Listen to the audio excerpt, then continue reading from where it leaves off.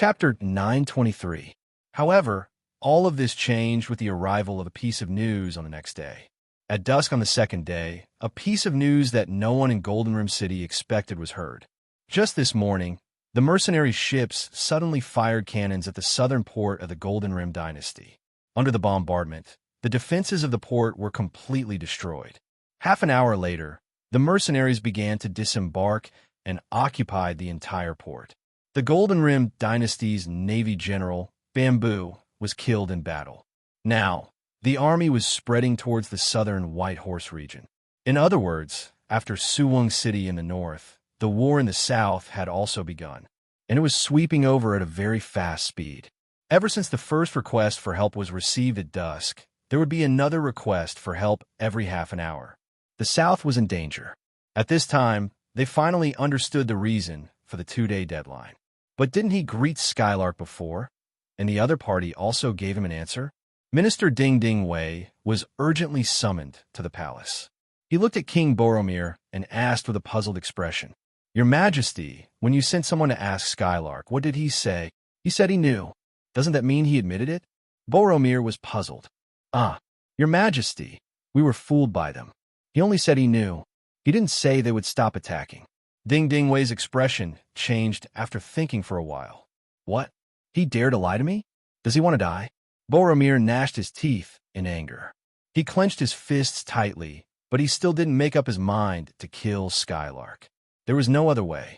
The mercenaries had the upper hand in the current situation. He couldn't act rashly. "Your Majesty, the only thing we can do now is not to blame anyone. The war in the south will soon spread to the royal city.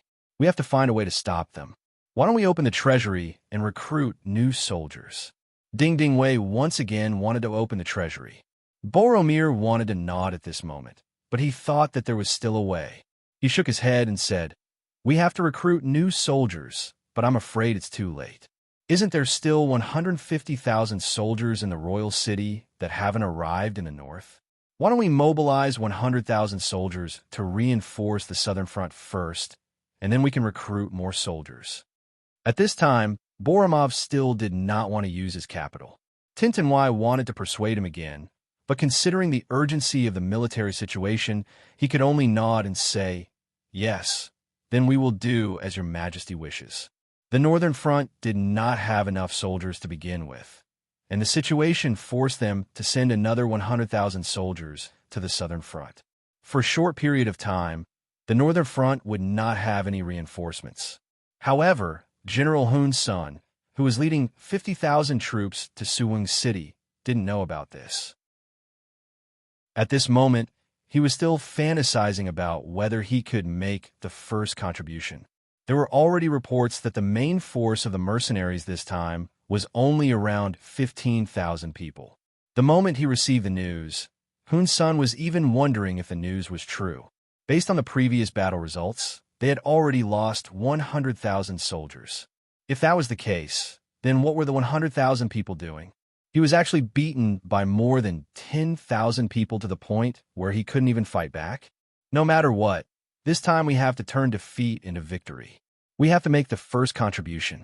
How about this? Order the army to speed up. Don't let the mercenaries deal a heavy blow to our army.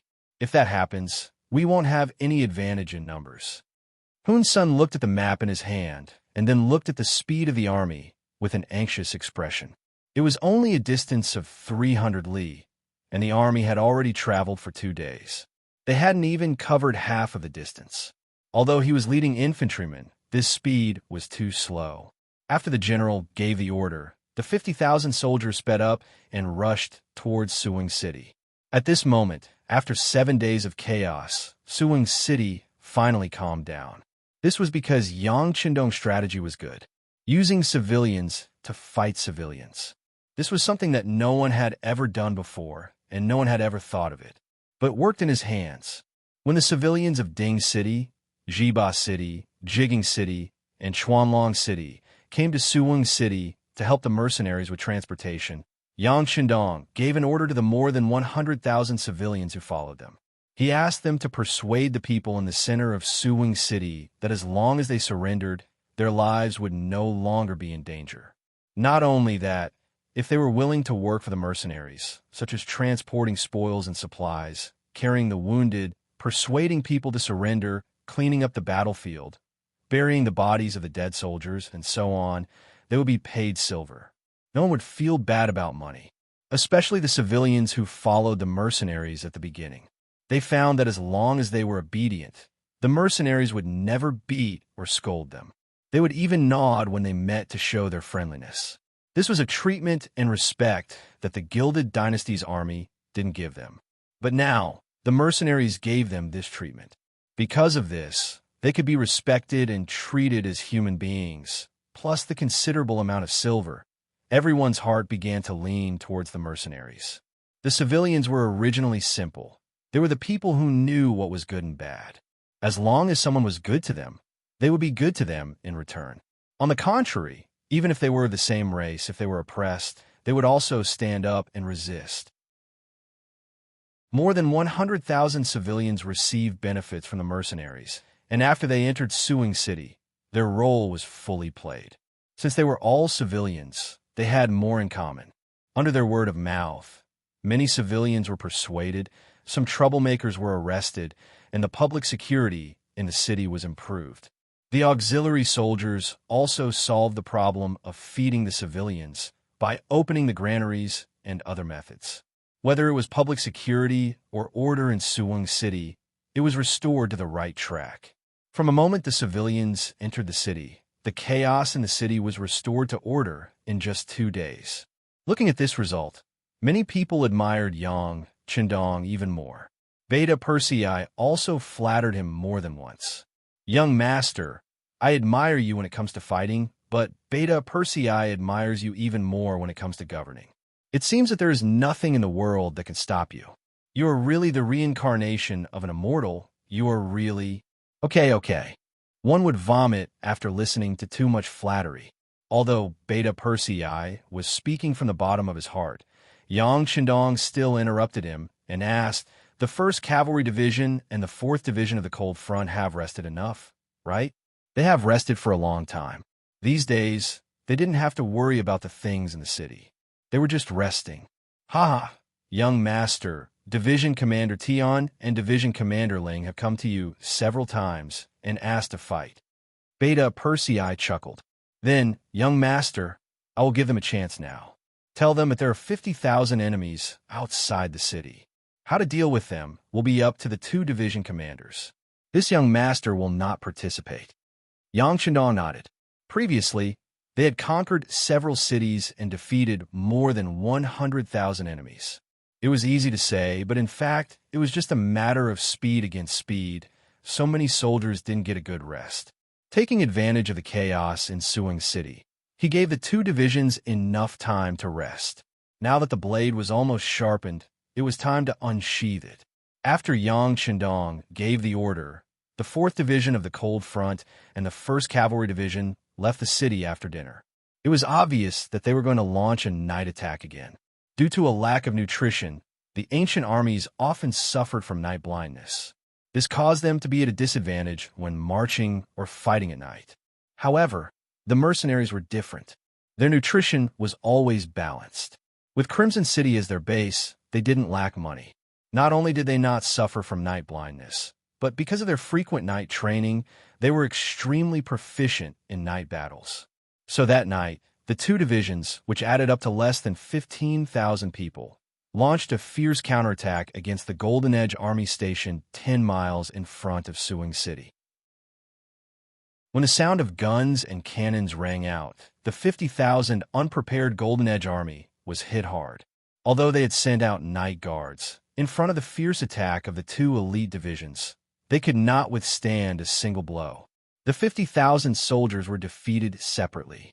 When the next day dawned, the ground was full of their corpses, as well as all kinds of weapons and provisions thrown everywhere. It was time to use the common people again. With the addition of the 300,000 people in Suing City, more than 400,000 people rushed out and the battlefield was quickly cleaned up. Those who were slow even left the city empty-handed and returned empty-handed. This was the power of the common people. As long as they were serious and willing to work hard, there was nothing they couldn't do. 50,000 enemies were either killed or captured within a short period of time, and only about 5,000 managed to escape. 90% of them were chased down by the two main divisions early in the morning. In the end, less than 500 of them managed to escape. It was these people who escaped that bumped into General Hun Sen's army that was rushing to Suing City, and then the news of the front line's defeat spread. The originally valiant and high-spirited Golden Edge Army's morale was suddenly hit hard. The army had no choice but to stop 100 miles away from Suing City. In the main tent, Hun Sen was interrogating the deserters, and then his roar came from the main tent. What? You're saying that 50,000 soldiers were wiped out in one night, and they chased you all the way without any intention of stopping? But the news said that the other side only had about 15,000 people. How'd they do it? And don't they need to clean up the battlefield? Now that the weather is warm, with so many corpses left outside, there will be a plague. Chapter 924. It was no wonder that Hun Sen did not believe them. 10,000 men could defeat 50,000 men, but what were they going to do next? The battlefield was too close to Suing City. If there were any diseases, the mercenaries would be the first to suffer. The enemy should know this, so why did they still chase after them? Did they not want to live anymore? If these deserters said that the mercenaries were only chasing after them, he might believe them. However, if they said that the entire army was chasing after them, it would not make sense. Since they were elites, they should know the importance of cleaning up the battlefield. It seemed that these deserters were not trustworthy. Just say that they're deserters and are afraid of death. Drag them out and kill them. Hun Sen waved his hand to his deputy. The situation at the front was unclear, and it was hard to say if they had really lost the battle. However, what he needed to do now was to stabilize the morale of his troops. Otherwise, how could they fight the next battle? These 100 deserters were now very regretful. They didn't die under the fierce attack of the mercenaries and didn't surrender. However, they never thought that they would die in the hands of their own people. If they knew this would happen, they would have surrendered to the mercenaries. General, what do we do next? Do we continue to advance? The generals at the side asked. It's already dark. Let's rest for the night. Send more scouts so that they could figure out what was going on ahead. Also, let's sleep with one eye open. Hun Sen thought for a moment before giving the order. After knowing that the enemy was cavalry, they set up many horse traps and stakes outside the tent to prevent sneak attacks in the middle of the night. There were even people with bows and arrows in the dark, waiting for the mercenaries to appear so that they could catch them off guard. The night passed peacefully without any signs of danger. In the morning, the scouts at the front sent back news that they were about to reach Suing City. However, they did not find any corpses left behind from the battle. As for the whereabouts of the 50,000 men, they were still searching, and there was no news for the time being. Hun Sen laughed heartily when he saw the report from the scout. I told you that the 50,000 soldiers in front of us would be fine. Otherwise, how could we have cleaned up the battlefield so quickly after such a big battle? Humph! I was almost killed by those cowardly deserters. Killing them would be too easy for them. Give the order for the entire army to head to Suing City after breakfast. General, should we wait for the army there before we advance? A deputy general asked cautiously. It was understandable if one deserter said that, but more than 100 deserters said the same thing. This was suspicious. It doesn't matter. They must have taken advantage of the terrain to hide. As long as our main forces arrive, they will definitely come out. At that time, it will be time for us to counterattack.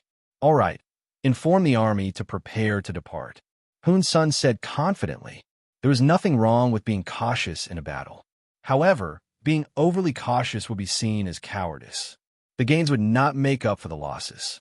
After a night's rest, the 50,000 Gold Edge elite troops set off again, heading towards Suing City, which was 100 miles away. Their movement was discovered by the scouts of the 1st Cavalry Division who were hiding in the dark. They quickly reported to their commander, Tian Hu was hiding in a valley nearby. Tian Hu laughed when he heard that the 50,000 elites of the Gold Edge dynasty were not ambushed. It seems that some people have the same idea as us. They have given up on the night attack. Yes, Lung Feng is indeed Lung Feng. They must have realized that the 50,000 enemies were the elites of the Gold Edge dynasty. Moreover, they were prepared. It would be difficult to ambush them, and they might even fall into the enemy's trap. The second commander, Lu Duo, nodded inside. That's right. Since everyone has made the same choice, the next attack should start soon. Brothers, we are the 1st Cavalry Division under the command of the 6th Young Master. No matter what, we can't lose to others. Our performance has been good. Now it's time to see who can take the head of Hun's senator. Are you confident? Tian Hu stood up. He knew that the war was about to start. Before the war, he needed to boost the morale of his troops. On the other side of the road, the 4 divisions of Lung Feng were also ready to attack. After a night of fear, the Gold Edge army still chose to move forward. This could only mean one thing. They were not sure that the 50,000 troops in Suwing City had been destroyed. Otherwise, they would have turned around and retreated. Comrades, the enemy is on the road. They don't know of our existence at this time. This is our chance. If I'm not wrong, the 1st Cavalry Division must be watching us from somewhere. They may take action at any time. Now, let us fire the first shot. In a while, all regiments and battalions will gather all the machine guns in your hands. Once the battle starts, rush forward like a hot knife through butter. Target the enemy's center. As long as we can capture or kill the enemy's commander, the enemy will fall into chaos. Then, it will be our moment of victory. Division Commander Ling De Chong summoned all the regimental commanders and battalion commanders of the 4 divisions and gave the order to prepare for battle. After the meeting, the officers returned to their respective units to make preparations. Half an hour later, when the 50,000 elite troops led by Hun's son entered the preset ambush, a loud bugle sounded. Then, countless soldiers in green military uniforms suddenly appeared on the ground. With machine gunners as the vanguard, they formed an attack force and rushed straight towards the enemy troops that were advancing towards Suwing City. The sound of the bugle shook the sky, followed by the continuous sound of gunfire. The soldiers of Golden Rim fell to the ground one by one, like crops blown down by the wind. What's going on? In the middle of the army, Hun's son, who was riding on a tall horse, asked loudly. If one looked carefully, one could see that there was a trace of panic in his eyes. Reporting to the general, we've encountered the main force of the mercenaries on our left. They're all armed with muskets. Our brothers won't be able to hold them off for much longer. A scout reported to Hun Sr. The main force of the mercenaries? How many people can there be? We have a total of 50,000 men. Tell our brothers, don't be afraid. Just charge forward. I don't believe that their guns can kill so many of us. Hun's son said confidently when he thought of the 50,000 men he had brought with him. As if he was afraid that his brothers would not give it their all, he added, tell everyone that each person who kills a gun will be rewarded with 10 silver taels. The more you kill, the more you will get. There is no limit. Yes, with such a generous reward, the scout was emboldened. He agreed and turned around to pass down the order. Just as he passed down the order, the 1st Cavalry Division appeared on the other side of the road. The cavalry was like a roaring train. As soon as they appeared, they rushed into the Phnom Penh army with an unstoppable momentum. They reaped one head after another as their cavalry sabers flew in the air. They took one life after another. They were like the last straw that broke the camel's back. As soon as they appeared, the army of Phnom Penh had no way to fight back. What was more terrifying was that one of the troops was heading towards the middle of the army. Wherever they went, no one could stop them. No one could defeat them. On the other side, the 1st Regiment of the 4th Cold Front Division cooperated with them. The regiment commander, Gao Xiang, personally held a squad machine gun and constantly ran forward with his legs. Anyone who was targeted by the muzzle of the gun was shot through by the rotating bullets and fell to the ground. Gao Xiang's speed was very fast. In addition, he had charged earlier than the 1st Cavalry Division, so he was closer to the middle of Phnom Penh's army. At this time, it was no longer a question of whether they could defeat the enemy, but a question of who could take the first credit.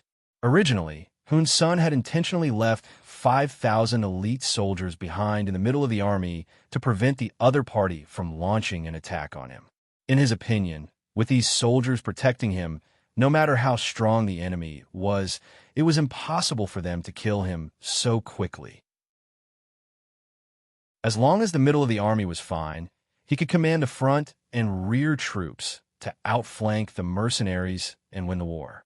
Who would have thought that the mercenaries were indeed heading straight for the center of the army? But their speed and impact were simply too fast. They were so fast that the 5,000 soldiers under his command actually fell into chaos as soon as they met the enemy. Then, in the face of such powerful combat power, cowards and deserters appeared. Don't be afraid. Hold on. The front and rear troops will soon come to save us. At that time, it will be time for us to fight back. Hun's son rode on the horse and shouted loudly, trying to boost the morale of the army. As he shouted and looked around, his face suddenly became frighteningly pale. The front troops were in chaos and were fleeing in all directions. The rear troops had already separated from the middle troops. At this moment, countless soldiers had already turned around and fled. They didn't even have the courage to face the enemy. Just like that, they became deserters.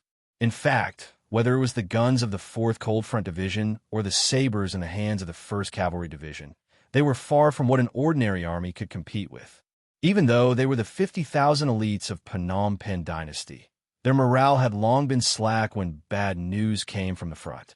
Now, in the face of a strong attack, who could summon up the courage to fight? Not to mention, whether it was bullets or sharp sabers, they were no match for them. What else could they do at this moment? Chapter 925. Seeing that the center of the army had been surrounded, there were no reinforcements. Hun's son cursed inwardly as he retreated with his soldiers. He knew that even before the battle started, he had already lost 3 points in terms of morale. In addition, the news said that the mercenaries liked to attack at night, so he wasn't prepared. As a result, he lost the initiative, and this battle was already a lost cause. Hun's son quickly made the decision to flee and left the center of the army. If he had remained in the center of the army, it might have taken some effort to find him. However, since he had left the main force, this group of men on horseback was extremely eye-catching. Hun's son, don't run. When Gao Xiang, the regiment commander of the 4th Division's 1st Regiment, saw the general riding a horse, dressed in bright armor, and saw the large banner with the word Hong on it, he immediately recognized the other party's identity. His eyes were bloodshot as he fiercely fired a volley of bullets forward. Soon after, a few gold-rimmed soldiers who were closer to him were hit and fell to the ground, immediately causing another group of soldiers to kneel and surrender. Bastard! Gao Xiang slapped the machine gun in his hand. He knew that he would not be able to catch up to Hun's son without a horse to ride. This great merit would fall into the hands of the 1st Cavalry Division. Hun's son could not outrun a horse. He turned around and saw that the mercenaries had been left behind. He let out a sigh of relief. Although he had lost the battle, he had at least managed to keep his life. He still had a chance to rise again. General, run. There are cavalry chasing after us. Just as Hun's son felt that he could breathe a sigh of relief, a sharp-eyed soldier beside him called out.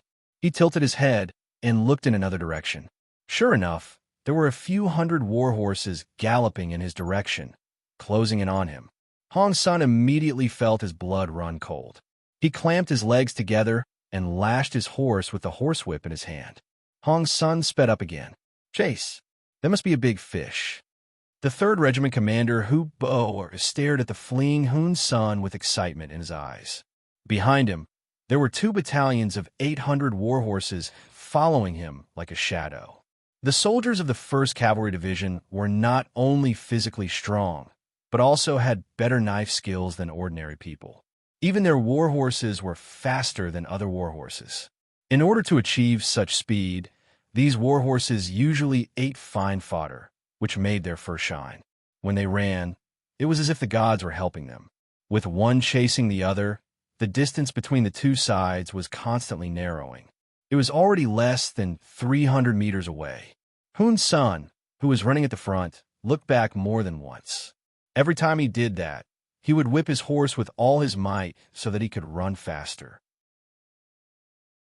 However, in front of the world's #1 cavalry division with top-notch equestrian skills, no matter how hard he tried, the distance between the two sides was still rapidly closing. From 300 meters to 250 meters to 200 meters, General, run. We'll stay and stop him. A bodyguard who had followed Hun Sen for many years and had received Hun Sen's favor saw that it was not a good idea to continue. He immediately stopped and drew his sword to prepare for battle. Beside him, there were more than a dozen bodyguards who stayed behind to fight for a chance for their general to escape. These bodyguards were also good fighters. They followed Hun Sen for a long time, and they usually ate and used the best food. Now it was time for them to show their strength. Each of them held a saber in their hands, ready to fight to the death with the cavalry. Perhaps they had overestimated themselves, or perhaps they had underestimated the enemy.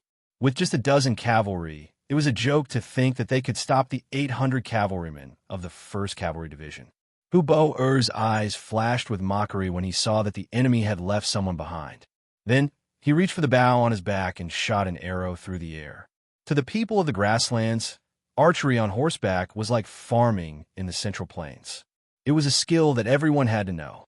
To be able to join the 1st Cavalry Division, the soldiers had to undergo strict horse archery tests. Regardless of whether it was a fixed target or a moving target, it was a skill that was ingrained in their bones. There were only a dozen enemies. How could they stop them? The arrows were shot from afar. It was as if the arrows had grown eyes, or as if iron had encountered a magnet. The arrows steadily pierced into the dozen or so bodyguards. It was a pity that they wanted to stop the pursuers and buy time for the general to escape. But in reality, they were just fixed targets. They did not even have the chance to swing their swords. After a round of arrows, they fell to the ground one by one, like hedgehogs. Hun Sen, who was turning his head, witnessed the entire scene. He couldn't help but shudder. Who the hell is this person? How could he have such exquisite archery skills? How could he defeat such an opponent? At this moment, Hun Sen felt a great sense of fear. He suddenly realized that whether it was himself or the entire Golden Border dynasty, they knew too little about mercenaries. In the past, they only thought that the enemy had very advanced firearms. But now, the enemy's cavalry was also terrifying. With such an opponent, the Golden Border dynasty's defeat was inevitable. The bodyguards left behind did not play any role in stopping the enemy. The distance between the two sides was still narrowing. Just as the distance between the two sides was getting shorter and shorter, an opportunity appeared in front of Hun Sen again. He found nearly 1,000 infantry troops. They were the rear troops of the 50,000 troops. Because of their excellent position, they escaped as soon as they found the situation was not right. Now, they were caught red-handed by Hun Senator, of course. Hun Sen did not intend to punish them at this time. These people were born to be good shields and scapegoats. All of you, stop right there and attack the enemies behind you. They don't have as many people as you do. If anyone dares to run again, I will kill them immediately. Hun Sen's survival instincts made him speed up again, and his voice sounded even more anxious. More than 1,000 Golden Border soldiers, who were running away with their heads down, heard Hun Sen shout. When they looked back and saw that it was their general who was chasing after them, they all showed a gloomy expression. According to the military law of the Golden Border dynasty, escaping from a battle and being defeated in a battle were completely different. It was the difference between life and death.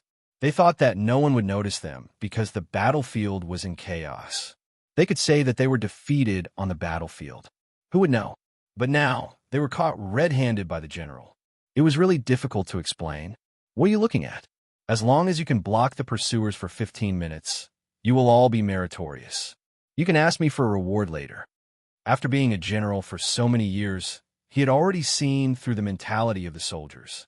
He knew what he had to say to make these people work for him. Hun Sen's shout was tantamount to giving these soldiers hope. Since there were more than 1,000 of them, it should not be difficult to block the pursuers for 15 minutes. At that moment, the army of over 1,000 people stopped and opened up a path for Hun Sen to escape with a dozen of his personal guards. Then they crossed the road, each holding a spear or a long saber, as if they were going to fight the pursuing cavalry. Release the arrows. Seeing that the prey was about to escape, Hubo was not willing to let it go. He took the lead and shot an arrow. The arrow flew out and pierced the chest of a golden border soldier. The soldier, who was shouting and fighting spirit, did not even have a chance to retaliate before he was killed by the arrow. At the same time, more arrows flew out and pierced into the bodies of the gold-rimmed soldiers who were blocking the road ahead. One by one, the soldiers fell to the ground. The power of the arrows was not inferior to the fire of the flintlock. One by one, their comrades died in front of them. Most of them were killed by an arrow.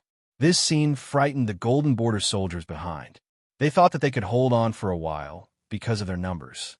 Only after fighting did they realize how laughable their thoughts were. Retreat, retreat quickly. A Chiliarch mixed in with the soldiers saw how powerful the cavalry was. He knew that they could not stop the enemy with their strength. Forcing them to stay here would only be throwing away innocent lives. He immediately gave the order to retreat. Some people retreated because of this, and the defensive line that the golden border soldiers had just set up collapsed before it could do anything. Some of the soldiers who were too slow finally ran into Hubo and the others. With a flash of swords and sabers, dozens of heads flew into the air. This shocking scene forced many of the golden border soldiers to kneel and surrender. Facing the unstoppable 1st Cavalry Division, they were like lambs waiting to be slaughtered, unable to retaliate at all. Hubo did not pay any attention to the kneeling golden border soldiers and continued to lead the cavalry forward. They passed by them and continued to chase after their target. General Hun's senator, Hun's son, used the thousands of soldiers as a meat shield to fight for a chance of survival. Just as he was about to take a breather, a soldier beside him fell from his horse with a plop. He was so shocked that his whole body trembled. He immediately turned around to take a look. What he saw almost scared his soul out of his body. The cavalry that he had left behind had reappeared, and they were less than an arrow's distance away from him. Save me. At this moment, Hun's son was truly scared out of his wits. He did not even think about surrendering. Instead, he instinctively screamed and whipped his horse in a panic, wanting to escape.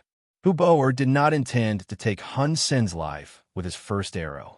Since he was a big fish, he naturally wanted to capture him alive. However, when he saw that Hun's son was still struggling and trying to escape, he finally gave up the idea of capturing Hun's son alive. Riding on the horse, he raised his bow and shot at Hun Sen's back. Chapter 926. The sound of something breaking through the air came from behind him. If it was in the past, Hun's son would have been alerted, but now he was on the verge of going crazy. His warhorse was galloping furiously, and he could not feel anything. Suddenly, he felt a sharp pain in his back. Following that, he felt his energy being sapped away, and even his gaze became weak. Save, before he died, Hun's son did not forget to reach out towards Golden Rim City. Then, with a thud, he fell off his horse. Hun's son was dead. Hun's son had died in battle, and his corpse was picked up by Hubo, who rushed over and carried on his horse. The army returned victorious. This time, Hubo had killed to his heart's content. He once again felt as though he had galloped through the grasslands without being defeated. This was all thanks to the 1st Cavalry Division and enchanting. In this battle, they had killed over 10,000 enemies, captured 30,000, and escaped.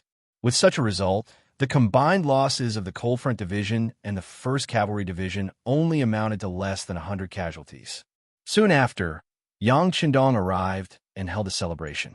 In front of the 8,000 auxiliary soldiers, 8,000 Laotian soldiers, and hundreds of thousands of civilians, he gave a great performance to the 1st Cavalry Division and the 4th Division of Lungphone. With a wave of his hand, 5 silver carriages were pushed out. These were the rewards he had given to the 2 divisions. After chasing Hun's son for tens of li, Hubo, who had killed Hun's son, was praised by enchanting. He was awarded a 2nd-class merit medal and a gold medal. He had also become the first knight of the 1st Cavalry Division to receive such an honor. Huobo received the medal from Yang Qindong with tears in his eyes. He then thanked Yang Qindong profusely, starting from how he was a defeated general. For someone of his status, after Ta Hua's death, it should have been difficult for him to make a name for himself. However, the mercenaries did not care about your past, only your current performance. Huobo had a new lease of life, and his deeds quickly spread across the land. At the end of his speech, Huobo even thanked his teacher, Tian Hu, because it was Tian who had set his eyes on Hun's son at the very beginning, but he had given the opportunity to chase after the enemy. Just based on this, as a subordinate, he was convinced. At the same time, this incident also demonstrated Tian Hu's general demeanor. A truly qualified general should be like Tian Hu, knowing how to give credit to his subordinates. In this way, he could also receive the gratitude and loyalty of his subordinates at the same time. The silver was distributed on the spot and delivered to the hands of every meritorious soldier. This scene was seen clearly by others. At this moment, not only the auxiliary soldiers and the Lao army were envious, but also many young men of the Golden Border dynasty who were mixed among the civilians were envious. From what Huobo had said, they knew that this was a defeated general who had lost many times. If such a person could be put in an important position, what did they lack? As long as he was willing to work hard, wouldn't he still have a chance? At this moment, many people began to ask if the mercenaries were still recruiting and expressed their desire to join. When Beta Persei heard about this, he immediately reported to Yang Qindong, and then said with a look of admiration, "Young master, you're amazing. You defeated their country, but not only do they not hate you, they even want to join the army and serve you. That's because I can give them something that the Golden Border dynasty could not." Beta Persei, remember, the people are always like this. Whoever treats them well, they will get close to that person. They don't have a long history and culture, so they don't have a strong sense of nationality. As long as we can ensure that they have a good life in the future, they will not be enemies with us. Instead, they will be used by us. Yang Qindong said emotionally. For a moment, he thought about the Japanese attack on China during World War II. At that time, it was not only China that was attacked, but many nearby countries were attacked as well. However, it was proven that only the people of China continued to resist, while the surrounding countries submitted as soon as they were conquered. This was the foundation of the Han people. Because they had a long history and had too many things to be proud of, they were destined to not allow the other races to be above them. This was the pride of the Han people, and also Yang Qindong's pride. What he needed to do next was to continue this pride and make it even more glorious. Let's go. Leave this place for the auxiliary soldiers and the people to clean up. The main force will head to Baromian City. With a wave of his hand, they began to move forward again. In Golden Border City, the news of Hun Sen's defeat and death spread like an earthquake, causing great damage and destruction to the capital. Some of the people who were originally in favor of war began to waver, and some of the people who were in favor of peace began to gain the upper hand. After several battles, the Golden Border dynasty's 50,000 navy was destroyed, and most of them were captured. The army lost 150,000 soldiers, and the rest, except for the 100,000 soldiers who were resisting the mercenary navy in the south, had only 60,000 soldiers left in the capital. This strength was not enough to defend the capital. At this moment, the Golden Border dynasty fell into an unprecedented crisis. In the palace of the capital, King Boromir was cursing. "Where are the reinforcements from Siam and Ava? When will they arrive?" "Your Majesty, the news has been sent. They are protesting in Laos and are preparing to send troops. However, the war came too suddenly, and they need time to prepare."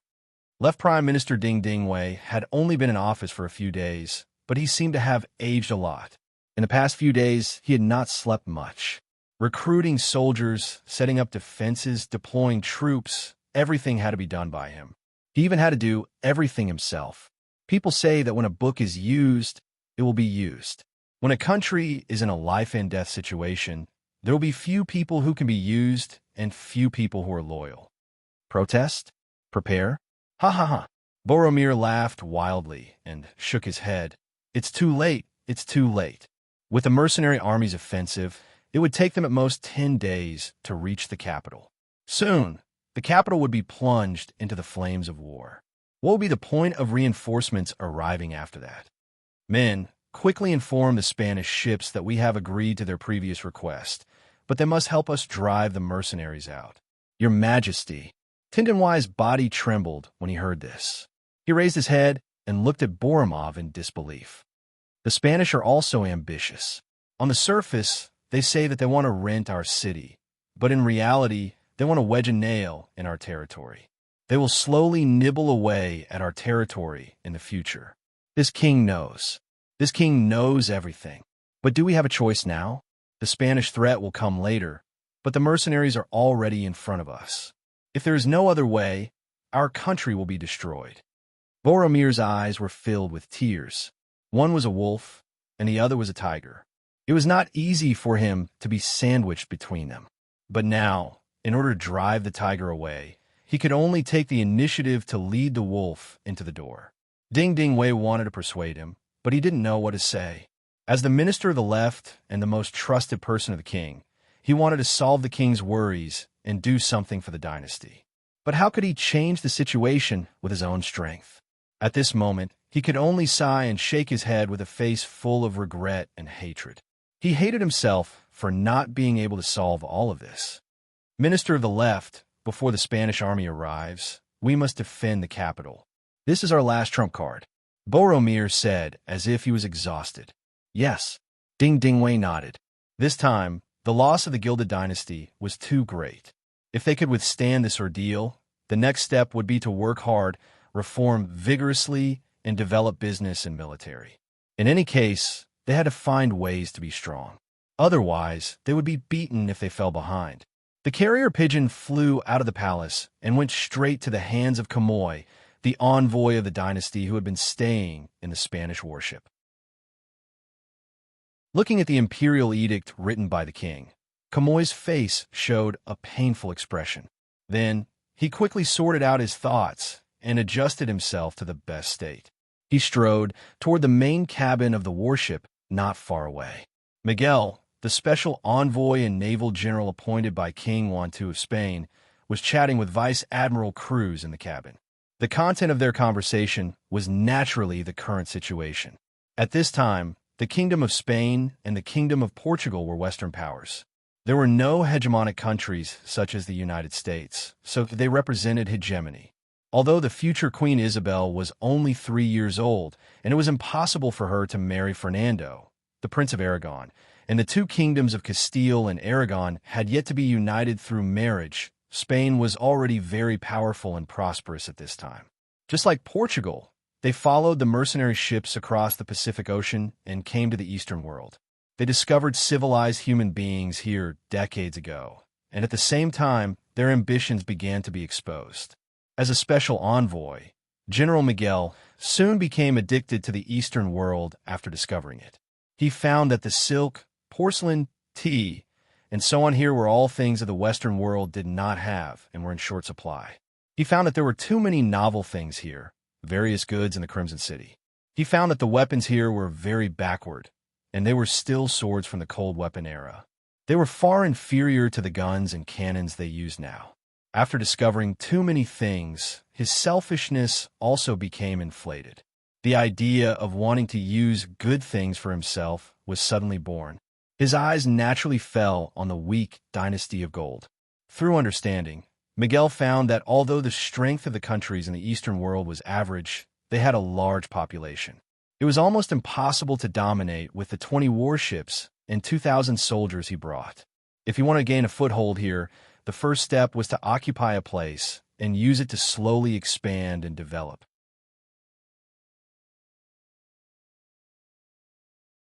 Chapter 9:27. With this idea in mind, Miguel got in touch with the Golden Border Dynasty.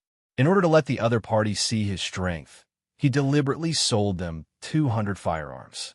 After earning a lot of money, the other party's attitude towards them became warmer. They even sent a messenger, Kamoy, to negotiate with them. The two sides negotiated. Everything else was easy to discuss, including bringing back the good from here to the Western world. They could also sign a long-term contract to supply firearms and so on. For this, the Golden Rim dynasty was also willing to pay a large sum of money. However, when it came to renting a city to them, Kamoy directly refused. Kamoy said, "The Gilded Dynasty is a country with complete sovereignty and territory. It is impossible for them to rent out a city. This is a provocation to the royal family. The king, ministers, and the people will not tolerate it." The negotiations had to stop. Just as Miguel was still thinking about how to persuade Kamoy, the war suddenly broke out. A ship with a 5-star flag suddenly sailed into the port of the Goldilocks dynasty and began to disembark after a series of bombardments. Everything happened so quickly that by the time Miguel got the news and sent Deputy General Cruz to check on the situation, everything had already been settled. Because of this, Kurlutz did not have the chance to see the moment when the mercenary navy showed off their power. This sowed the root of their destruction not long after. The port of the Golden Border Dynasty was opened by the mercenary military force, so there was no need for peace talks. Miguel decided to wait and see.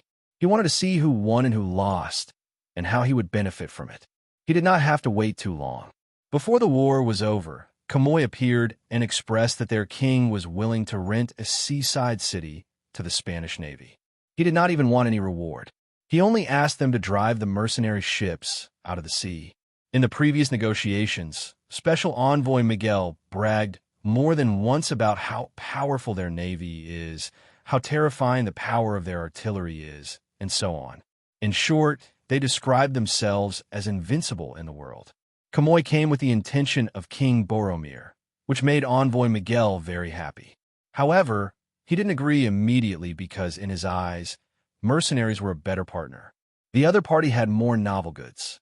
Now that the Golden Rim dynasty was in danger and was about to be occupied by the mercenaries, why not have a good talk with the mercenaries? In such a sensitive period, he might get more benefits. He only said that he needed to think about it, and sent Kamoy away. Then, Envoy Miguel called his deputy general, Cruz, and asked him to talk to the mercenaries on his behalf. However, this time, the cities they rented had increased from 1 to 3. Miguel's learning ability was very strong. During this period of time, he learned that Eastern businessmen always liked to bargain when talking about things. Sometimes, the asking price might be a frightening amount, but the real transaction price would be very low. When he first came here, he had suffered a lot because of this. Now that he had experience, he wanted 3 cities. In his opinion, even if he couldn't reach an agreement, he could still negotiate. At least 2 cities shouldn't be a problem. But he didn't know that it was impossible for the mercenaries to negotiate with them about territorial issues. His approach was just asking for trouble. Cruz, who received the order, came to the port of Gombo in a warship disguised as a merchant ship. But what he didn't expect was that his ship wasn't approved.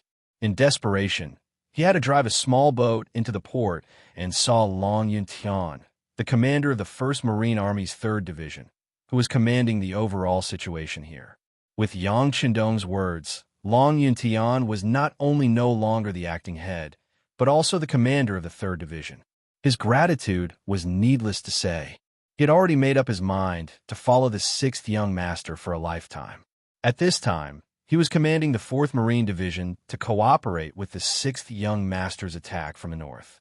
The Marine Cold Front was a dragon on the sea and a tiger on land. They were powerful. Although the Golden Rim dynasty sent 100,000 troops to support them, they didn't gain any advantage in the hands of Long Yuntian. They completed the orders of the 6th Young Master very well and destroyed the 50,000 Marines of the Golden Rim dynasty and captured most of the enemy. Long Yuntian was in a good mood these days because he also restrained the other side's 100,000 Marines. He received a report from the soldiers that a Spanish general wanted to see him. With curiosity and a good mood, the two sat together face to face in a courtyard in the port of Gombo. Cruz had a typical Westerner's face, white skin, and blue eyes. But Long Yuntian, who often walked on the sea, saw many people like him. so he didn't care. He politely invited the other party to drink tea and even handed him a cigarette to show his hospitality. The reason why the mercenaries were so powerful, in the end, in addition to Yang Chendong's ideas that played a big role in it, it was because of the commercial development. It was precisely because they had money that they had an invincible army, and that they could roam freely in any place. Long Yintian thought that the other party wanted to do business with him, which could be regarded as a merit, so he greeted the other party warmly. Unexpectedly, the expectation was too different from what he imagined. The other party actually wanted to rent a seaside city and asked for 3 at once. He also deliberately pointed out that the mercenaries and the Golden Rim dynasty were in a stalemate, and the Golden Rim dynasty had agreed to their request to rent a city. The indirect meaning was very obvious. The Golden Rim dynasty agreed. If the mercenaries didn't agree, then the next course of action for the Spanish warships was very clear. Damn, only 20 warships, and they are so arrogant. They don't want to live. After hearing the other party's request, Long Yuntian's face showed an angry look. The translator sent by the First Red Nest Academy didn't speak. He knew that some words couldn't be translated casually. What did he say? Cruz looked at the translator puzzled. Although he didn't understand Chinese, he could see that Long Yuntian's expression seemed to be a bit wrong, and his mood seemed to be a little bad. Division Commander Long said that he can't decide on this matter and needs to ask for instructions from above. The translator had no choice but to find an excuse with a smile. Well, then we'll wait for you to make a decision, but please hurry up. Our warships are parked not far away.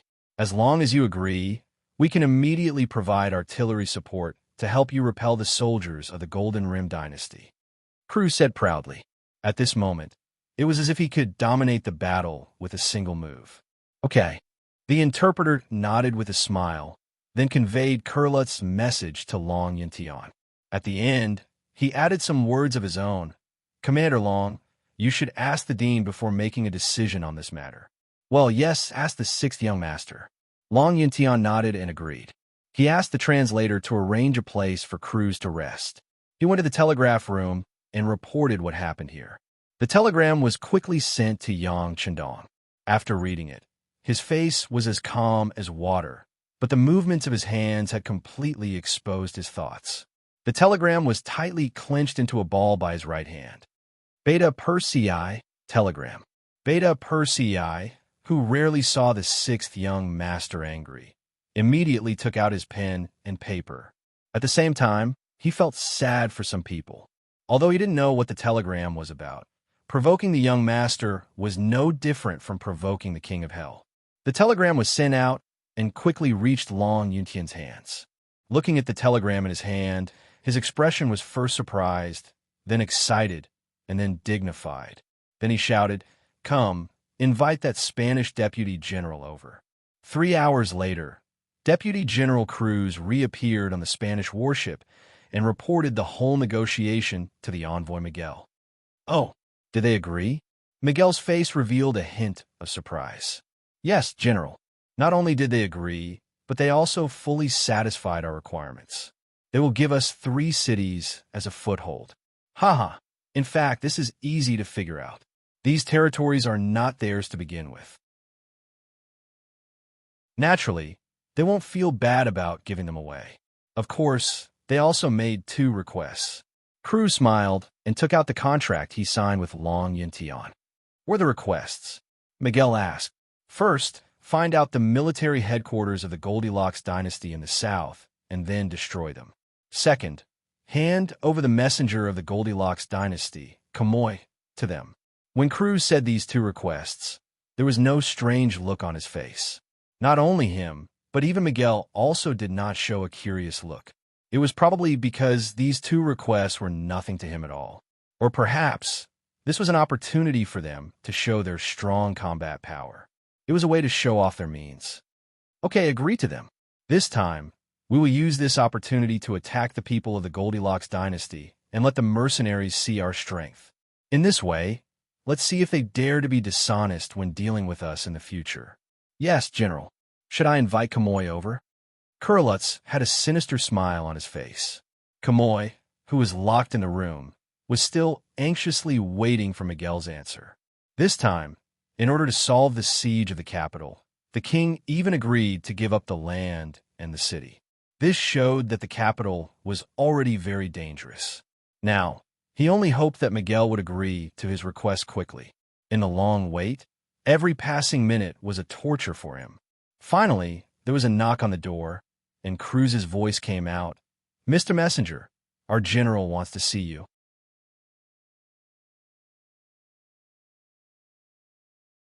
Chapter 928. Camoy met Miguel again as he wished, and then got a very satisfactory result. The other party agreed to the deal and proposed to meet with their commanding general to discuss how to deal with the mercenaries. Although the number of reinforcements was only 2,000, they all had guns, and the Spanish warships also had cannons, which were not available in the Golden Border dynasty. Once used well, it could play a role in a surprise attack, and it was not impossible to reverse the situation of the war. Camoy left happily, and when he returned to the ship a day later, he brought the news that the southern command of the Golden Border dynasty agreed to the alliance. Soon afterward, the 2,000 Spanish troops disembarked and left behind Camoy's messenger. Then, Long Yintian received the information sent by Kurlutz, and the first and second groups set off. An unfathomable but chaotic battle began. Miguel led Kurlutz to attack the command center of the southern army of the Golden Border dynasty with 2,000 flintlock soldiers. Then the main force of the Navy's Cold Front Division suddenly appeared, surrounded the place, destroyed their command system, and shot the commander. At first glance, it looked as if the mercenaries were working together with the Spanish army.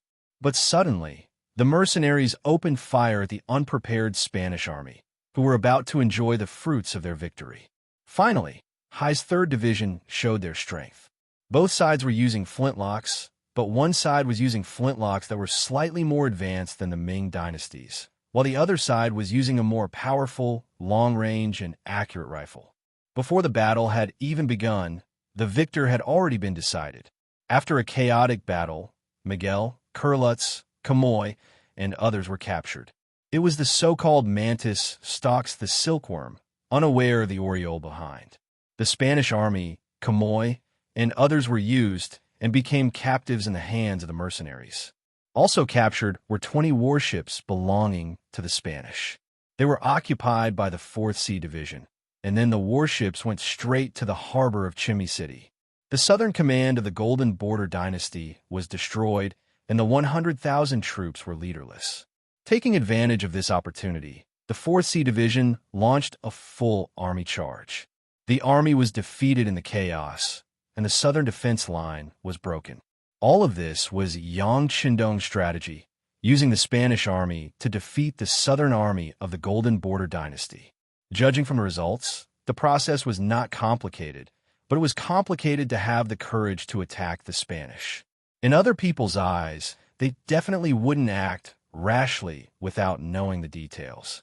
However, in Yang Qindong's eyes, all of this was nothing. First, he made use of the other party's belief in the contract to make them fight for him. After that, he immediately sent out troops to encircle and annihilate them. Now, it seemed that the plan was well thought out, and the result was successful. As for whether Spain would send people to cause trouble for him in the future, even if they didn't come looking for trouble, Yang Qindong would still fight them. To him, it was only a matter of time. This time, it was just an appetizer. The defeat on the southern front was like adding hail to snow. The Golden Rim dynasty was completely in a passive position. At this moment, the 4th Army Division led by Yang Qindong and the 1st World Cavalry Regiment had successfully occupied the eastern city of Borromean. At this point, they were only separated from the capital by Dakmeo City. It was no exaggeration to say that the Golden Rim city of the Golden Rim dynasty had appeared in front of the mercenaries. It was only a matter of time before they captured it. In the capital of Golden Rim City, when the news came, the entire capital was in chaos. Countless merchants and people wanted to escape from the war. There were even many family members of the officials among them. Left Prime Minister Ding Dingwei, who had long predicted this, gave a death order. The 4 cities were closed. Even if they were trapped in the city and died, no one was allowed to escape. It was not that Ding Ding Wei was ruthless. It was just that such a chaotic situation was likely to give the mercenaries a chance to enter the city. If that was the case, they would lose their last chance to negotiate with the mercenaries. Once the royal family was destroyed, Ding Ding Wei would become the biggest sinner. The royal palace was no longer as high-spirited as before. Whether it was King Boromir, left Prime Minister Ding Ding Wei, or Dagon, who was the general of the city's defense, they all looked very disheveled at this moment. Everyone looked much older and more haggard. What's the situation in the city? Is there any news from the Allies' reinforcements? Boromir was still sitting on the throne, but at this moment his eyes were listless and his body was weak. The 4 gates are closed. No one is allowed to leave the city. The situation is still stable. The food in the city is enough for at least 3 months. As for the Allies' reinforcements, they said that they are still preparing. They want us to hold on for 1 more month no matter what. Left Prime Minister Ding Ding Wei said these words weakly. He knew in his heart that the Golden Rim dynasty was finished. 1 month. Boromir sneered. The mercenaries' progress was so fast that not only did they catch him off guard, but also the Allies. Since that was the case, there was no need to rely on them. His gaze moved from Ding Ding Wei to General Dagon. If we defend Golden Rim City to the death, can we hold on for a month? Dagon looked troubled. Your Majesty, I'm afraid it's difficult. But I and the 60,000 soldiers in the city will not retreat. At this moment, Dagon showed the calm side of a general in the face of death. This made Boromir feel relieved. However, there was no hope in resisting. What was the point of it? At most, more people would die. Report. At this moment, a messenger ran in from outside the hall. He knelt on the ground and looked at King Boromir. He lowered his head and said nervously, Your Majesty, news just came from the front lines. Darkmouth City has opened its gates and surrendered. The main force of the mercenaries is coming to the royal city. Ha ha ha ha. Boromir laughed when he heard the news. Then he smashed the crown that symbolized his status as a king on the ground. Surrender? Surrender? Could it be that this prince has mistreated them? Why don't they even have the courage to resist? Why? Ding Ding Wei saw Boromir roaring like a madman and repeatedly said, Your Majesty, take care of yourself. Okay, you don't have to persuade me. My days are numbered. My days are numbered. Boromir shook his head. After a long while, he looked at Ding Ding Wei and said in an extremely weak voice, Since that is the case, let's negotiate with them and surrender. After saying this, Boromir seemed to have exhausted all his strength. Then he plopped back on the throne and waved his hand repeatedly. He wanted Ding Ding Wei and Dagon to make the decision. The 2 civil and military officials wanted to say some words of comfort, but they felt that anything they said would be useless. They cupped their hands and left. Instead of saying anything, they might as well do what they were about to do. At the very least, they had to seek some benefits for their king through negotiations. They had to take advantage of the fact that they could still defend the royal city and make some demands. Right Minister Ducey's residence was heavily guarded by soldiers. No matter how chaotic the royal city was, this place was still as peaceful as before. No one could disturb this place. Skylark's residence was the best protection. This was the backup plan that Boromir had left for himself. It had only been 20 days since the start of the war, but the situation had already turned upside down. Things had remained the same, but people had changed. Left Minister Ding Ding Wei and General Dagon appeared in the Right Minister's residence together. The former Right Minister, Dagon, tactfully avoided meeting them. Ever since he agreed to go to court with Skylark, he was destined to retire from politics and enter business. Seeing that he was about to get what he wanted, he would naturally think of a way to facilitate this peace negotiation. In an extremely elegant and remote courtyard, the 3 of them met. Yunk was still as calm as ever. Even when Ding Ding Wei and In came together, he didn't give them a second glance and continued to brew his tea. However, there were 2 chairs placed in front of him, indicating that he had already prepared everything. This place is really peaceful. I didn't expect Mr. Yin to be so calm when the outside world is so chaotic. It is truly admirable. Ding Dingwei looked at the surroundings and said emotionally, "Don't worry. King Boromir can also live such a peaceful life in the future. As long as he doesn't want to, he can refuse to see any guests." At this moment, the tea was ready. Skylark poured a cup for each of the guests and pointed to the chairs in front of him. "Thank you." Ding Dingwei and Dagon looked at each other and sat down together. The negotiation officially began. "If we choose to surrender now, I don't know how the Duke of Loyalty is going to treat my king and the ministers." Ding Dingwei took a sip of tea and went straight to the point. "The king will be put under house arrest, and the other ministers will hand over half of their property. They will then be transformed into ordinary people. Of course, if anyone wants to serve the Duke of Loyalty, they can also submit an application. We will make appropriate arrangements according to their ability." Skylark quickly answered. He had studied these matters repeatedly over the years and already knew what to do. Skylark's answer was not out of Ding Dingwei's expectations. As far as he knew, the king of Jiaoji and the king of Lansang Kingdom were also treated the same way. However, he didn't expect it to be the Golden Bian dynasty's turn so soon. Thinking about it, it was as if everything happened yesterday.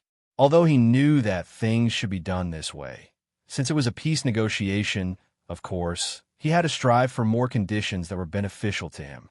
Ding Dingwei immediately said, "I still have 60,000 soldiers in the capital, and I still have the ability to fight. My king is not a defeated king. It seems a bit unreasonable to still have the same conditions." "Oh, you still have 60,000 soldiers?" Skylark seemed to be interested and raised his head.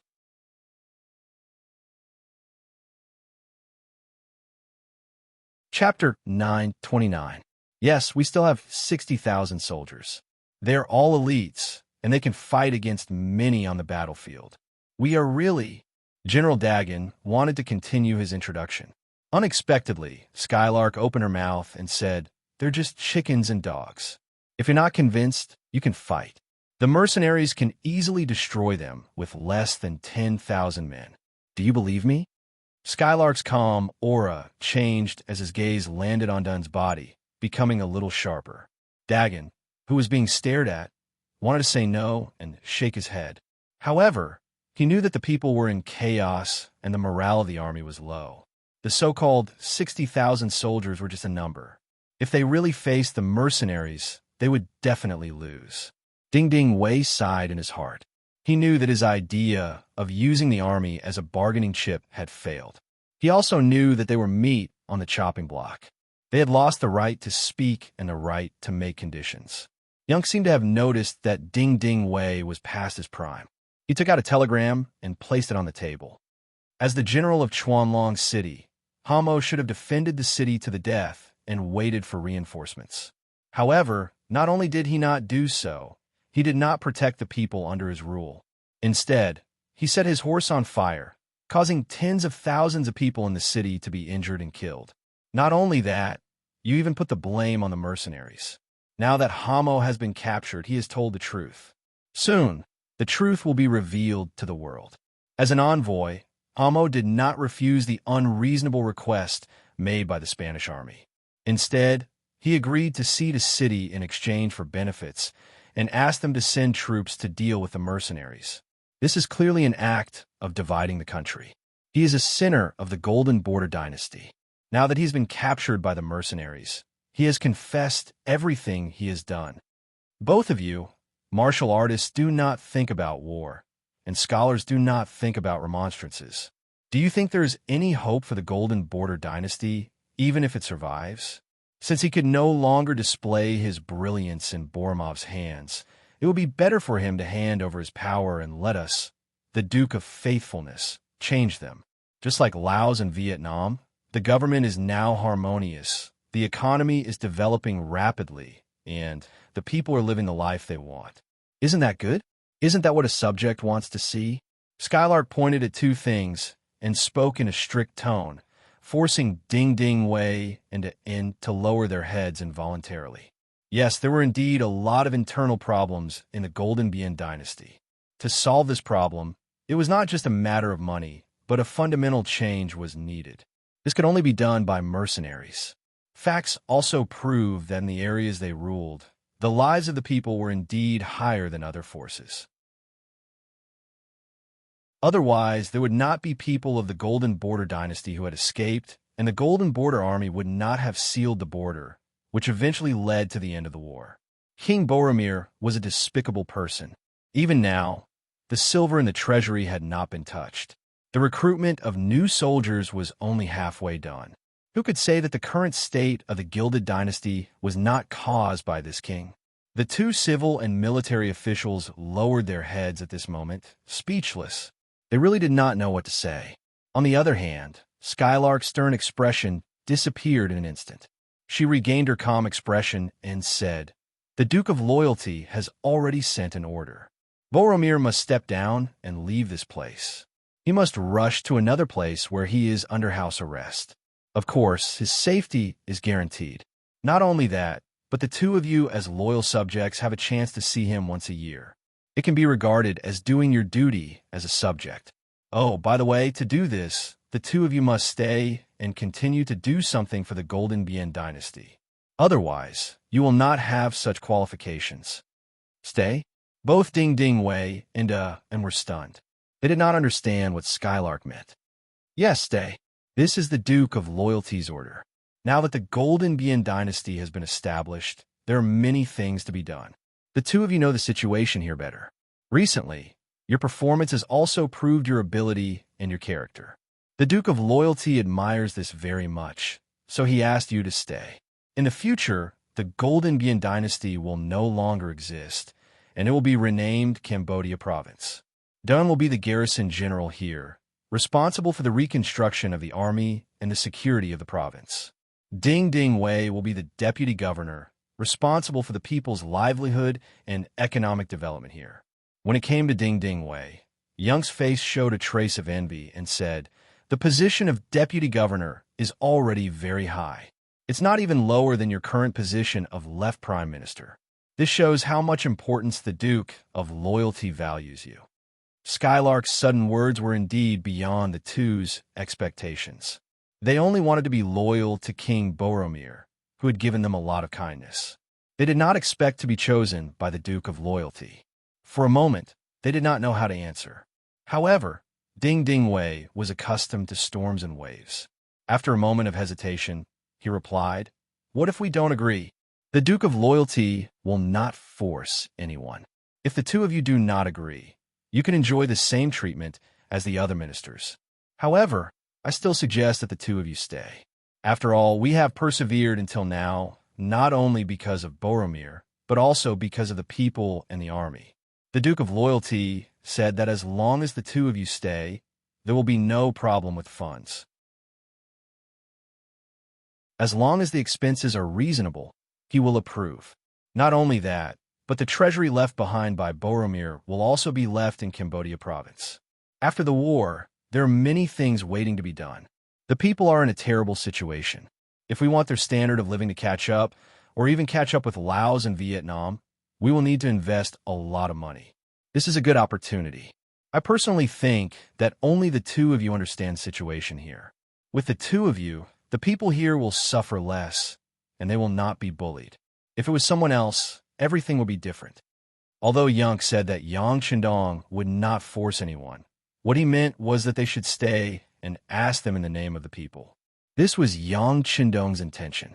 History had proven that the method of controlling the barbarians with the barbarians was effective. Since that was the case, why should he give up what was near and seek what was far away? He only needed to arrange the position of a provincial governor to oversee the overall situation. As for the other cadres, he still needed to keep some of the old ministers. This way, he could save a lot of time to understand and work together. Ding Ding Wei and In listened attentively. Their hearts were already somewhat moved. Young had already said that the treasury would not be taken away, and the Duke of Loyalty would invest more money. In this way, with the idea that money made the world go round, the future Phnom Penh dynasty, no, it should be said that the future of Cambodia province was still promising. Both of them were not too old, and they also wanted to do something. now that the era of Boromir had passed. Even if it was for the sake of the future generations, they should do well. After this incident, the relationship between Yonk and the other two seemed to be a lot closer. When the two of them negotiated, they began to set out from the perspective of how to rebuild Cambodia province. Naturally, everything went according to their wishes. 4 days later, on the 31st day of the mercenaries' counterattack on the first blockade in Shangding City, the negotiation ended. On behalf of the mercenaries, Yonk accepted the surrender letter from King Boromir of the former Phnom Penh dynasty. From the beginning to the end, it only took a month. Although there was still a lot of work to be done after this, the speed at which the armed forces of a kingdom were disarmed was still shocking. Yang Shindong had said before that he would solve the problem of the Phnom Penh dynasty by force in 1 to 2 months. Now he had done it, and it was done with the best standards. This made Luan Xiaochun, the governor of Laos, who was in charge of logistics, feel less pressure. In order to restrain Siam and Ava from sending troops to help the Phnom Penh dynasty, Luan Xiaochun first gave the merchants of the two countries a tax reduction and discounts on goods and other benefits to show their friendship. It turned out that this trick was indeed very effective. When the news of the war came, the Phnom Penh dynasty sent people to seek military support from the two allies. These merchants made a lot of obstacles, which slowed down the speed of the two countries' troops. Now that the Phnom Penh dynasty had changed its name to Cambodia province, their army still had not been assembled. Without external interference, now that the war was over, Siam and Ava had no reason to send troops. While they had to swallow this bitter fruit, they also began to strengthen their armaments because they had a feeling that the rapidly developing mercenary army would not let them stay. One day, they would be eaten up like the Phnom Penh dynasty. For this reason, the kings of the two countries reached a private agreement that no matter which country was attacked in the future, the other country must unconditionally provide support. This was originally for their own survival. The spies of the Security Bureau and the CIA buried in the two countries reported this news to Yang Shindong. He just glanced at it and threw it aside. What he needed to do now was to stabilize the situation in Cambodia. It was true that he did not have more strength to conquer other countries. It was not that he did not have enough soldiers to conquer these two small countries, but that he did not have enough manpower to occupy and manage them. Not to mention, as soon as the war started, Bai Ming and Nan Ming had already taken action.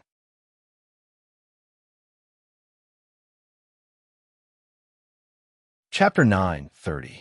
As more and more Han people entered the grassland's first city, and these Han people were sent there after being trained in Qiqian City, the spies of the northern and southern Ming went there one after another, using various means to extract information from these people. Yang Shindong was the leader of the mercenaries, and the fact that Qiqian City was his headquarters was basically known to the whole world. This time, Yang Shindong took the initiative to attack the Phnom Penh dynasty, which made the northern and southern Ming feel a strong sense of crisis. So they also learned from him and took the initiative to start the expansion journey. For example, the southern Ming took the initiative to send an army to approach the sphere of influence of the king of Minzhuang. Bai Ming also began to mobilize an army to rush to Datong Mansion and Xian Mansion. They wanted to launch a pincer attack on the Walla leader Yesen in the Hetao area. The situation suddenly became tense because of this. Yang Shindong also ordered the commander of Tiger's Man in the first city to keep an eye on Bai Ming's every move. Once they found out that they had bad intentions, they should not be soft-hearted or afraid. When the enemy attacked, they just had to deal with them properly.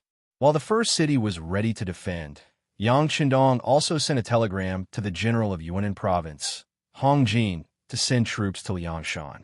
He wanted to show his presence in front of the forces of Bai Ming and the king of Minzhuang, and also indirectly warned both sides to be careful of his existence as a fisherman. In terms of original intention, Yang Shindong did not want to see the southern Ming unify the south. A strong and complete southern Ming was not what Yang Shindong wanted to see now. What he wanted to see was a serious internal friction in the southern Ming, which would play a better role in promoting his presence there in the future. No matter how chaotic the situation outside was, Yang Shandong's eyes were still on the newly established Cambodia province. When the capital, Phnom Penh City, also opened its door and surrendered, and King Boromir was secretly sent to Chichen City, the previously prepared 340,000 people also went down the Mekong River. Among the 340,000 people, there were Han people in Chichen City, Mongols in the first city, and foreigners in Laos and Yunnan province. Yang Shandong adopted the method of mixing sand to reduce the proportion of the original residents. However, in the face of Cambodia, which had a population of 4 million people, a mere 300,000 people could not solve any fundamental problems, which was also what troubled him the most recently. Sun Xiaowang was one of the cadres that Yu Qian, the governor of Chichen City, valued highly. When he was less than 40 years old, he was found to have the ability to manage and see the overall situation. He began to be put in an important position and participated in the construction of Chichen City. This time, when Yang Shandong asked Yu Qian for him, he was entrusted with an important position and became the first governor of Cambodia province. At this time, he was standing in the palace of Phnom Penh City, reporting to Yang Shandong about his work and some of the difficulties he was facing now. Governor's son, leave a quarter of the palace as my office in the future. You can rebuild the rest of the place into a commercial street. Compared to the special geographical location of Cambodia province, this place will become an important base for the business of the sea route. If it is done well, the business here will be very promising. This can also make this place a place to generate tax. You must seize the opportunity. Looking at Sun Xiaowang, Yang Shandong gave advice on the local conditions. Yes, sixth young master, Xiaowang understands. Sun Xiaowang replied in a deep voice. Although in terms of age, he was much older than Yang Shandong, it did not prevent him from admiring the sixth young master. Perhaps in the entire Chichen City, there was no one who did not respect the sixth young master who had brought them everything they had today. Compared to Laos and Vietnam province, Cambodia's territory is not very big. It should be easier to manage. I will see your performance. By the way, do you have any difficulties? Feel free to tell me. If I can solve it, I will help you. Yang Shandong spoke again. This time, he met Sun Xiaowang not only to encourage him in his work, but also to help him solve practical problems. Everything was ready. Logically speaking, Sun Xiaowang only needed to develop slowly according to the plan. It was only a matter of time before changes and gains were made. However, since he had the opportunity to make a request, he would not miss it. Sixth young master, if it's possible, can you move some of the people here away? You said just now that Cambodia's territory is not very big, but it has a large population. With such a large population base, according to the previous regulations, the land is not enough to be distributed. You can't expect everyone to go into business, right? Although some factories will be built here in the future, it will still take time. During this time, many people will have nothing to do. I am worried that as time goes by, tell me, how many people do you think it is appropriate to move? Yang Shandong waited for Sun Xiaowang to report the data. When he opened his mouth, he went straight to the heart of the problem. Half. If you can move half of the population, I can guarantee that everyone here will have something to do.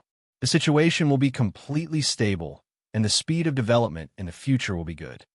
Finally, Sun Xiaowang seized the opportunity and demanded an exorbitant price. He wanted to move 2 million people. 2 million? Yang Shandong did not expect Sun Xiaowang's request to be so high. However, when he thought that Sun Xiaowang was doing it for work, he did not refuse. Instead, he quickly nodded and said, "Okay, I will think of a way." Originally, he wanted a bargain, but he did not expect that the sixth young master would agree. Sun Xiaowang was very happy and nodded repeatedly to express his gratitude. "You don't have to thank me. You're doing this to do a good job. I can find a way to move 2 million people out for you. But you have to remember that once this place is restored to its original state, there will still be outsiders who want to move in. At that time, you're not allowed to talk about conditions and difficulties." Yang Shandong gave a warning in advance. "Sixth young master, don't worry. I know." Sun Xiaowang stood at attention and promised. Now that Cambodia was just established, it needed the help of others. In the future, when they became stronger, they would naturally help other regions. Sun Xiaowang was very clear about this. Not long after, Sun Xiaowang left happily, leaving Yang Chendong standing there looking at the map with his brows furrowed. Looking at his current forces, needless to say, Qiqian City was the place where the Han people gathered. People from Cambodia were not qualified to go there, so they could be excluded. Sure City had the smallest population, about 200,000. However, it was not rich in resources, so it was difficult to be self-sufficient. Therefore, he could not send a large number of people there. Vietnamese province already had a population of 3 million. It was not impossible to accommodate more people, but it would only increase the burden there. The same was true for Lao province, which had a population of 3 million. It also needed development, but it could not absorb more people. Since these forces could not do it, he could not throw the 2 million people that Sun Xiaowang proposed to move into the sea. Wait, Cici. Yang Chendong's mind flashed an idea in an instant. Then his eyes fell on the sea. In a few breaths, layers of ideas formed in his mind. Then, he punched the place marked on the map as Luzon Island with a smile in his eyes. In ancient times, Luzon Island was a small country called Luzon. Since the Song and Yuan dynasties, China's merchant ships often came here to trade.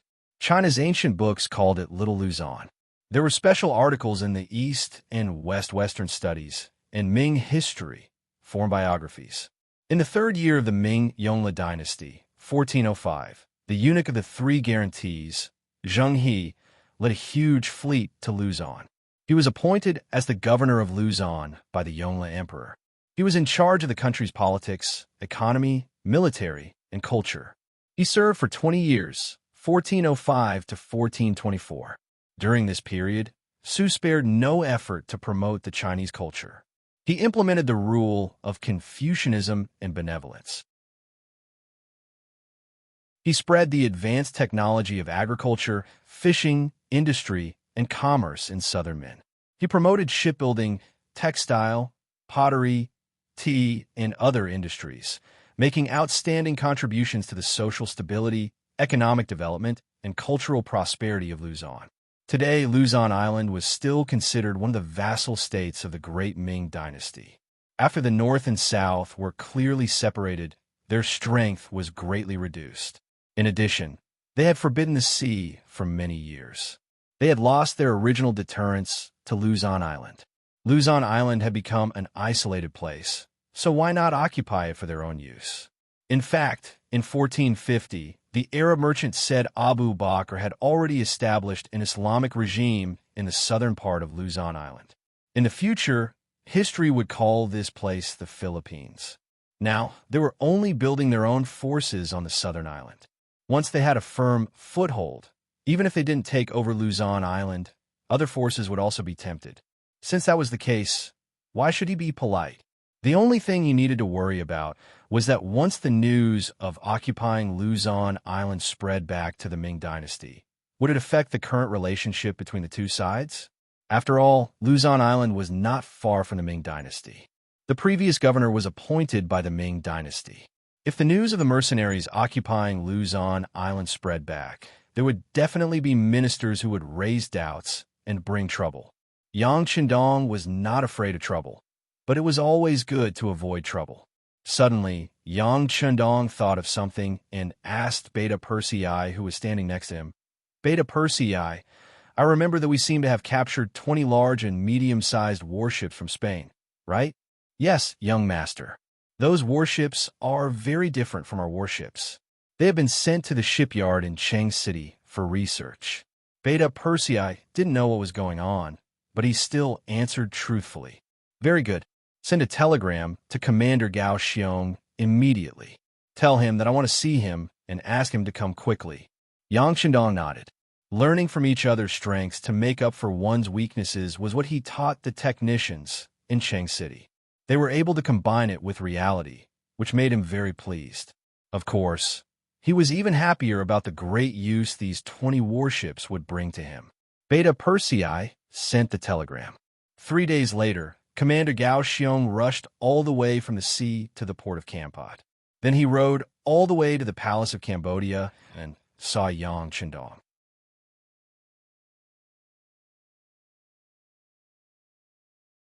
Chapter 9:31.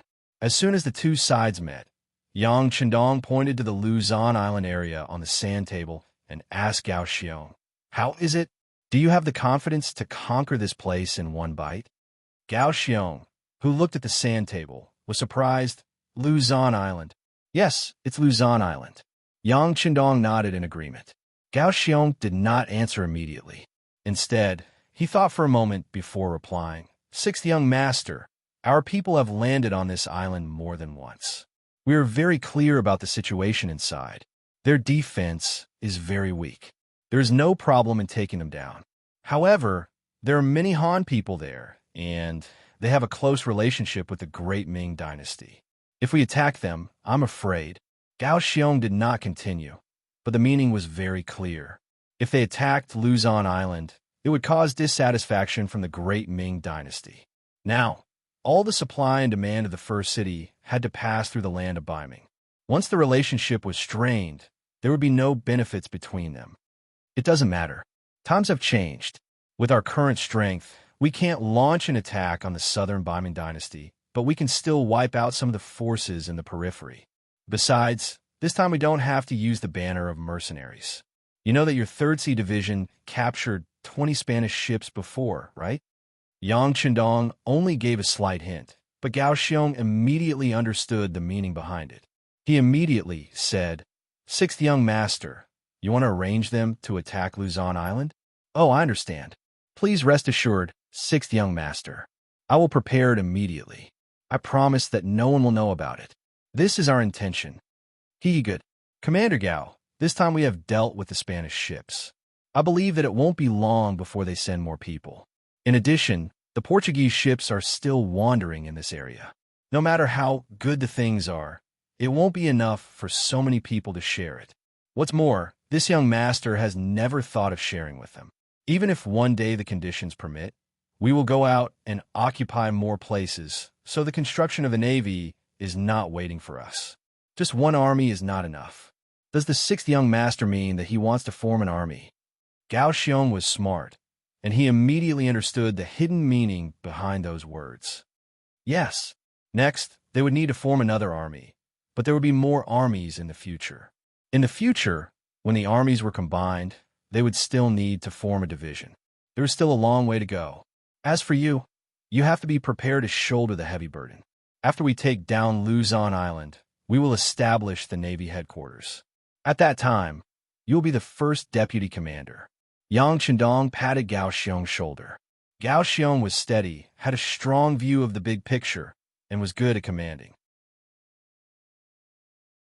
He was someone who could shoulder heavy responsibilities.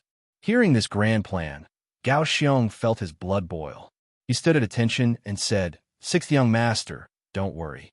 I'll go back and prepare immediately. At the same time, there will be a selection of Navy soldiers in Resin City. In fact, we have been doing this kind of work, but because the number of soldiers we need is limited, we didn't do it with great fanfare. But it's not a problem to form an army in a short time." "Very good. At least the candidate for the commander of the Second Army, in the name of the Navy headquarters. Let me have a look." Yang Chendong did what he said and put the task of forming the Second Army on the agenda. In Yang Chendong's view, if he wanted to expand his strength, it was not enough to just do it on land. In addition, the Eastern world had been exposed and could face all kinds of unexpected events or even provocations at any time. The expansion of the Navy was also necessary. Gao Xiong left. Only 10 days later, 10 warships with red, yellow, and red rectangular flags sailed on the sea and went straight in the direction of Luzon Island. It seemed that this was just a simple voyage, but no one knew that all the officers and soldiers of the 1st Sea Division were curled up on these 10 ships, giving a very crowded feeling. This time, it was the 1st Sea Division that received the task. This was also Gao Xiong's idea. Since the Navy was going to establish a second army, then who would be the commander of the 1st Sea Division? As the commander of the 1st Sea Division and the first deputy commander of the Navy headquarters, of course, he had to express his opinion. The commander of the 1st Sea Division, Yu Guang, was one of the first people to follow him. He was also one of the first people to follow the 6th young master. He had the ability and qualifications, so he chose this person as the candidate for the commander of the 2nd Sea Division. This time, the capture of Luzon Island gave him an opportunity to show his face in front of the 6th young master. Yu Guang naturally grasped the opportunity given to him by the army commander. After receiving the order, he and the 4 regiment commanders of the 1st Sea Division, as well as the staff officers, repeatedly studied Luzon Island and formulated what they thought was the most perfect battle plan. When the 10 ships with the Spanish flag arrived at the northernmost dock of Luzon Island on the pretext of trade, the 4th Sea Division was responsible for controlling the port. The 1st, 2nd, and 3rd Sea Division launched a lightning raid from 3 different directions and soon controlled most of the areas around the Kago River. The Luzon government, which originally only had 50,000 soldiers and was still spread out for defense, fell in just 5 days. The already declining Governor Chenron was captured alive, and the entire Luzon Island became a new territory for the mercenaries. On the 2nd day after Luzon changed its flag, a large number of ships with the flag of 5 stars suddenly appeared. They surrounded the 10 ships with the flag of Spain, and after a fierce battle, they destroyed them. The main commander, Miguel, and the deputy commander, Cruz, were captured and then taken away in public. This scene was witnessed by many merchants at the northern port of Luzon. At this point, the plan was successfully completed. Yang Qindong used the 2 captured enemy generals and the 10 ships to act and reasonably occupy Luzon Island. They had defeated the Western powers and returned safely to Luzon Island. When the news spread, even if the Southern and Southern Ming dynasties knew about it, they could not say anything. As for why the mercenaries did not leave and instead sent troops to guard the place, it was easier to explain. After all, this place had become the target of other countries. They only stayed to better protect this place. After Luzon Island became Yang Qindong's new power, they expanded the northern dock according to his request and renamed it Port Luzon. At the same time, a new city, Luzon City, was built on the island. Li Sheng, who was recommended by Yu Qian, was the first city lord. Because the population of Luzon Island was not large at that time, only a little more than 1 million. In order to strengthen the construction here and prosper the economy, 2 million people were transferred from Cambodia. At this point, Yang Qindong had fulfilled his promise to Governor Sun Xiaoguang. After Luzon Island became a member of Yang Qindong's sphere of influence, they had successfully taken control of the Ming dynasty's South China Sea. Relying on Ryukyu Island, Luzon Island, and the docks and harbors of Yunnan Province, they had formed a pocket above the sea. Without their consent, any ships of any power that entered this place might face a heavy blow from 3 sides. The mission of capturing Luzon Island was successfully completed. The time came to May of 1454 AD. At this time, the second wife, Qiao Yin, was about to give birth. Yang Qindong gave up all military affairs and returned to Chinan City to accompany Qiao Yin, who was about to give birth, to wait for the birth of his first child. Yang Qindong stopped, and the provinces under his power also settled down. Those that should be developed continued to develop, and those that should be stabilized seized the time to stabilize. The Navy headquarters also passed a resolution to build the Second Sea Army, appointing Yue Guang as the commander. There were 4, 5, and 6 naval divisions under his command, with a total of more than 26,000 officers. At the same time, it was announced that from today onwards, the mercenaries would be renamed the 5-Star Army, and it was announced to the world.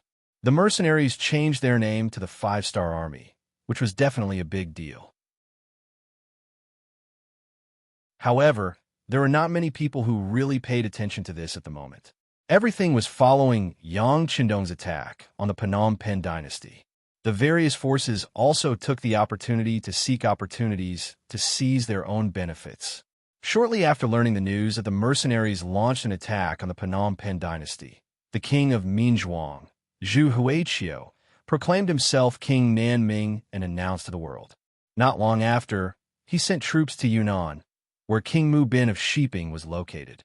For King Nanming, Zhu Huaiqiu, his location was not satisfactory.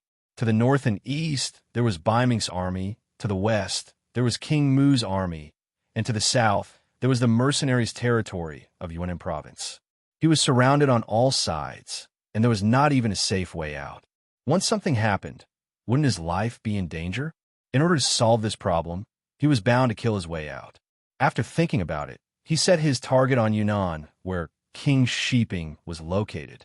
This was also a last resort. Relatively speaking, among the three forces that surrounded him, King Shiping was the easiest to bully. In order to achieve the goal of one hit, Zhu Huaiqiu mobilized 100,000 troops and gave a heavy blow to Mu Bin, who was under Yunnan, without warning. Unfortunately, because the news was leaked in advance, he did not achieve the goal of one hit. He only managed to severely injure Mu Bin. However, just as King Nanming wanted to take down the entire Yunnan, Nanming sent troops. For a time, King Nanming, who had to fight on both sides, quickly changed from offense to defense. The battle was in a state of stalemate for a while. At this time, the Vietnamese general under the mercenaries, Hong Jin, led his troops out of Lang Son and watched the three sides fight. Hong Jin's appearance not only meant that Yang Chendong behind him was paying attention to this matter, but also that he had to do a very important thing, which was to take care of the people who were injured during and after the war. As long as they were Han people, they would take them in and arrange their lives for them. Compared to the last time when he spent 10 million taels of silver to buy Baiming, Yang Chendong did not spend money this time. Instead, he just picked people up. Facts had already proven that every time a piece of land was occupied, a large number of Han people would be needed to occupy it. Although after the last incident, Yang Chendong still had more than 3 million Han people in his hands. Compared to the expansion of his forces, this number was clearly not enough.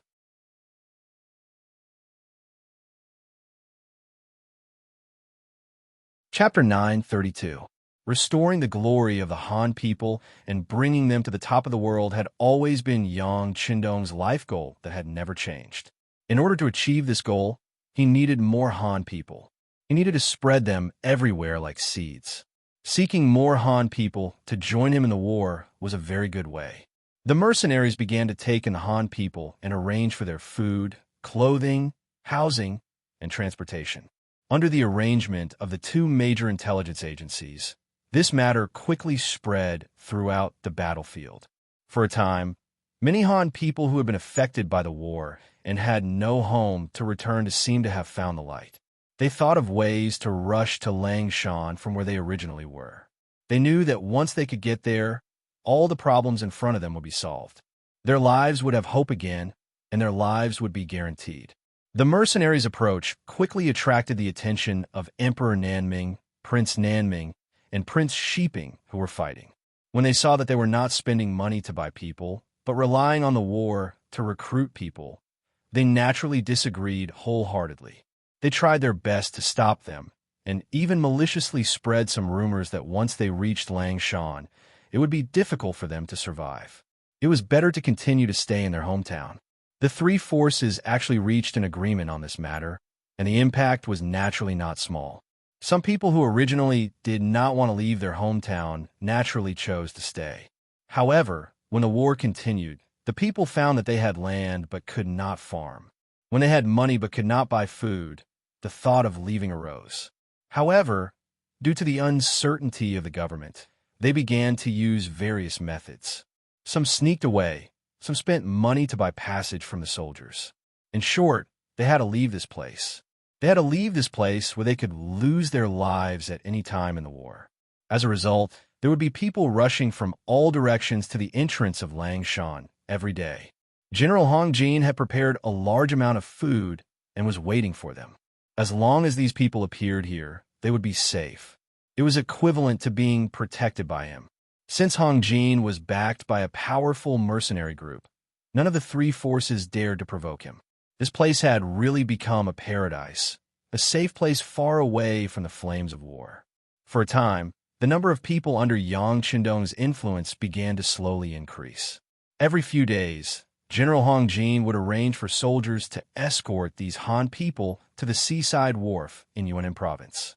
Naturally, there would be a naval battle waiting for them there. They would be sent to the safest place, Qiqian City. Zhu Qiyu and Zhu Qizhen of the Ying sect were truly brothers. The Southern Ming Empire had already started the war, and the Northern Ming Empire was also preparing for war. Daizong issued an edict to change the name of the Northern Ming Empire's territory to Liaodong.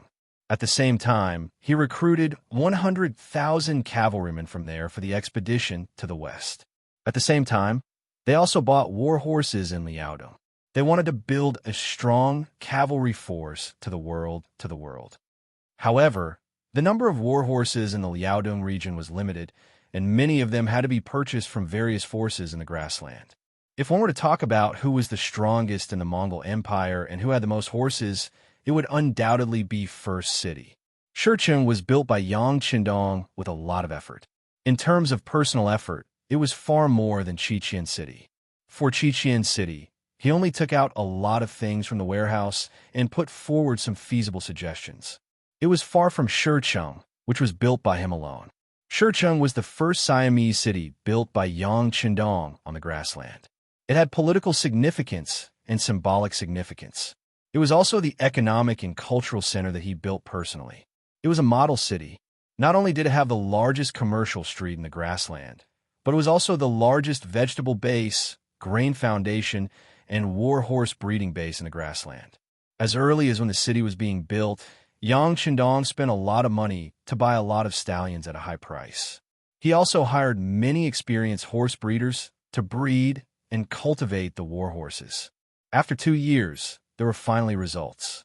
The number of war horses began to increase, and Shurcheng became the largest war horse breeding base in the grassland. In fact, the breeding of war horses was not difficult. As long as there were talents and materials, it could be built. Moreover, the climate of the grassland was suitable for the growth of war horses. However, other people could not do this. It was not that they were not determined enough, but that they did not invest enough. Just like when the Tang Empire was established, because they invested enough, the war horses were quickly cultivated, which led to the defeat of the Turks. Now, with strong financial resources and the existence of a mercenary army, there was no need to worry about anyone targeting them. The scale of the war horse breeding base was getting bigger and bigger, so Bai Ming had no choice but to target them. Naturally, even if Bai Ming had such thoughts, he would not dare to openly snatch it. According to the report of the Xian Mansion's chief soldier, Shi Wanshan, the combat strength of the mercenary army in the first city was very strong. Just the combat strength of a new army was daunting. Not to mention, there were more than 20,000 mercenary cavalry in the North Desert City, which was thousands of miles away from the first city. Once there was danger here, the other party would arrive in less than 3 days. If one wanted to snatch it by force, there would be no other result other than asking for trouble. Since they could not rob them, they could only consider spending money to buy them.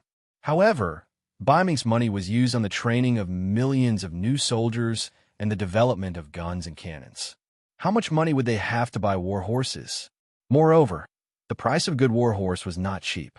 It must be said that there were indeed some talents in Northern Ming. Soon, there were ministers who proposed to buy horses on credit. For example, they were willing to use the future expenses of the mercenaries to offset the cost.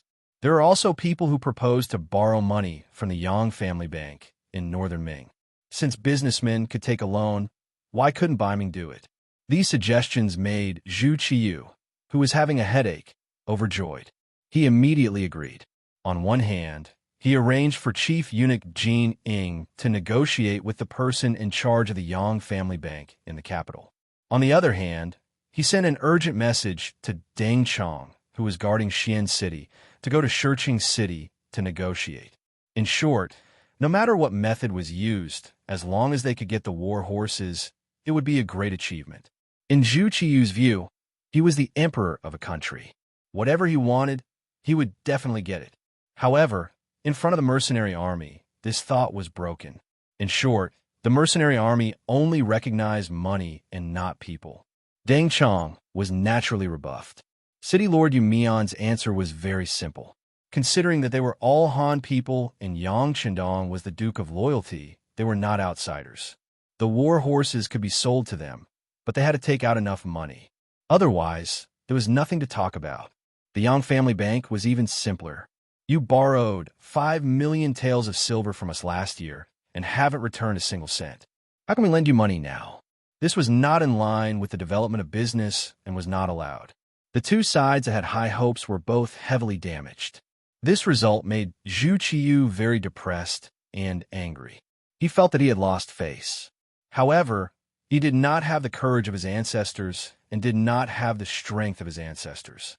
Facing the mercenary army that was not weaker than them, he could not do anything. At this time, the North Korean envoy came to Baiming and came to pay tribute like in the past. All of this happened because of this tribute. In 1338 AD, the Goryeo king sent Li Chungue to attack the newer Gandusi region. Li Chungue took the chance to start a coup. In 1392 AD, Li Chungue deposed the Goryeo king and became the king himself. He changed the name of the country to North Korea and set the capital as Hanyang, modern Seoul. The North Korean dynasty promoted Confucianism and rejected Buddhism. Adopting the doctrine of the big picture towards the Great Ming, that is, pledging allegiance to the Great Ming. This was one of the reasons why Ming Taizu declared not to conquer the country. North Korea and the Great Ming dynasty were both non-conquering countries, but North Korea had a closer relationship with the Great Ming dynasty. This might be due to their geographical location. Since the establishment of North Korea, every king had to be recognized by the Great Ming dynasty before they could ascend the throne and be regarded as the legitimate ruler. The relationship between the two sides was so good that when North Korea sent an envoy to pay tribute, the Baiming emperor would give them face and meet him. This time was no different from the past. Zhu Qiyu still wanted to meet the North Korean envoy, as usual. The difference was that the envoy this time was not sent by the sixth king of North Korea, Li Hongwa. Instead, it was a subordinate of Li Hongwa's uncle, Lord Shouyang. At this time, North Korea was going through the Guiyue-Jing disaster. The so-called Guiyue-Jing disaster happened during the reign of Emperor Duanzong of North Korea. It was an incident where Emperor Duanzong's uncle, Lord Shouyang, usurped the throne in a coup. In essence, it was a matter of the North Korean royal family killing each other. The imperial court of the Northern Ming dynasty had also received news from the secret agents of the embroidered uniform guard that they had sent there. However, considering that this was another country's internal affairs and that the Northern Ming dynasty had many headaches, they did not pay much attention to it. Perhaps the Baiming imperial court already knew, or perhaps they did not know and did not care. In short, the current situation in North Korea was gradually becoming clear. Li Hongwa's faction had the upper hand. This time, Zheng Linji, who came as a special envoy, was the person Li Hongwa valued the most. Zheng Linji had just been appointed by Li Hongwa before he came to Baiming. He was the leader of the North Korean Yi dynasty's highest administrative organization, the parliamentary government. He was at the first rank and was equivalent to the Prime Minister or Prime Minister of China. Sending such an important minister over was only for one thing. That was, once Li Ming completely defeated Li Hongxian, he would have a legitimate reason to request Northern Ming to make Li Ming the new king. Zhu Qiyu, who was at the banquet, did not care about the North Korean matter. Perhaps in his opinion, it was not a big deal. North Korea was just a small country and did not deserve his attention. However, Zheng Linji, who felt good about himself, did not think this way. When he came, Li Hongwa told him that in order to get Baiming support, he could do some things to show their existence. For example, the issue of mercenaries.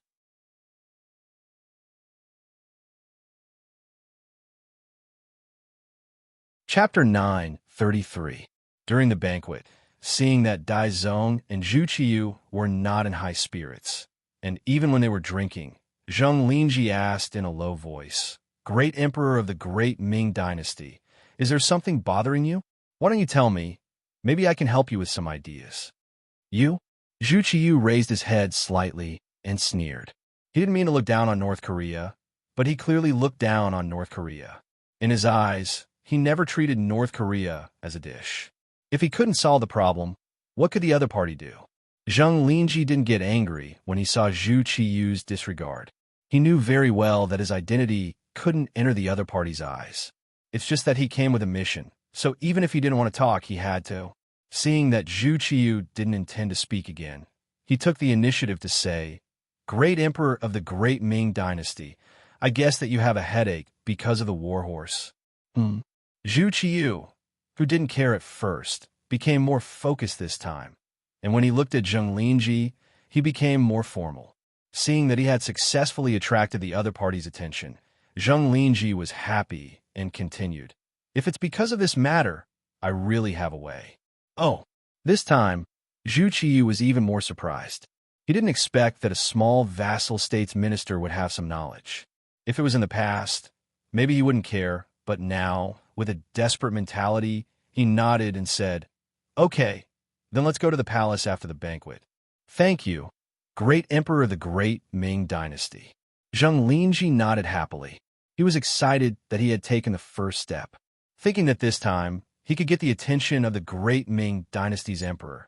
Then there would be no twists and turns and problems when Li Ji was conferred the title of king in the future.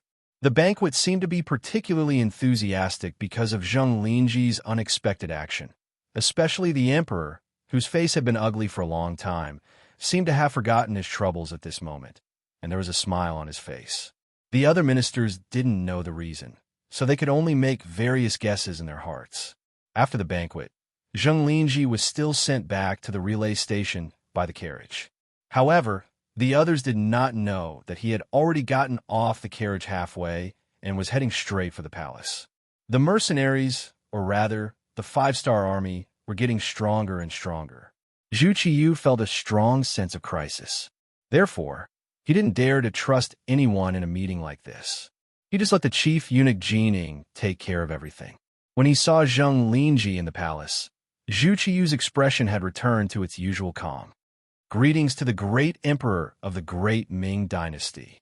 As soon as he entered the side hall, Zheng Linji knelt on the ground with a pious expression. "Envoy, there's no need to be so courteous. Why don't you talk about what you discussed with me earlier?" Zhu Qiyu stretched out his hand and gestured for them to rise. "Thank you, Your Majesty." Zheng Linji slowly got up from the ground and explained his plan. If they want war horses, the best place to get them is naturally in the beginning city. Unfortunately, they have already forgotten who gave them everything they have. There is no land under the heavens.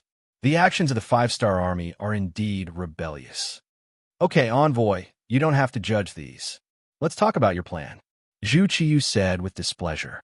The five-star army had already disobeyed his orders. This was naturally a provocation to the imperial power. He was not happy, so why would he bother others to talk about it in front of him? After Zheng Linji was reminded of this, his expression showed a bit of nervousness. He knew that he had to get some solid goods after all. Otherwise, he was afraid that the great Ming emperor would drive him away. "Your Majesty, although there are many war horses in the beginning city, and they can even be said to be strong, they have a fatal flaw. That is, everything they need must be transported by sea. As long as we can cut off this route, it is equivalent to holding down his weak spot. At that time, won't Your Majesty be in control? Sea route." Listening to this proposal that was not very new, Zhu Qiyu shook his head with a trace of disappointment on his face. "Envoy, you are wrong. The leader of the five-star army is the loyal duke of the Great Ming Dynasty. Why would I fight with him? Besides, the Great Ming Dynasty has been forbidden to go to sea for many years.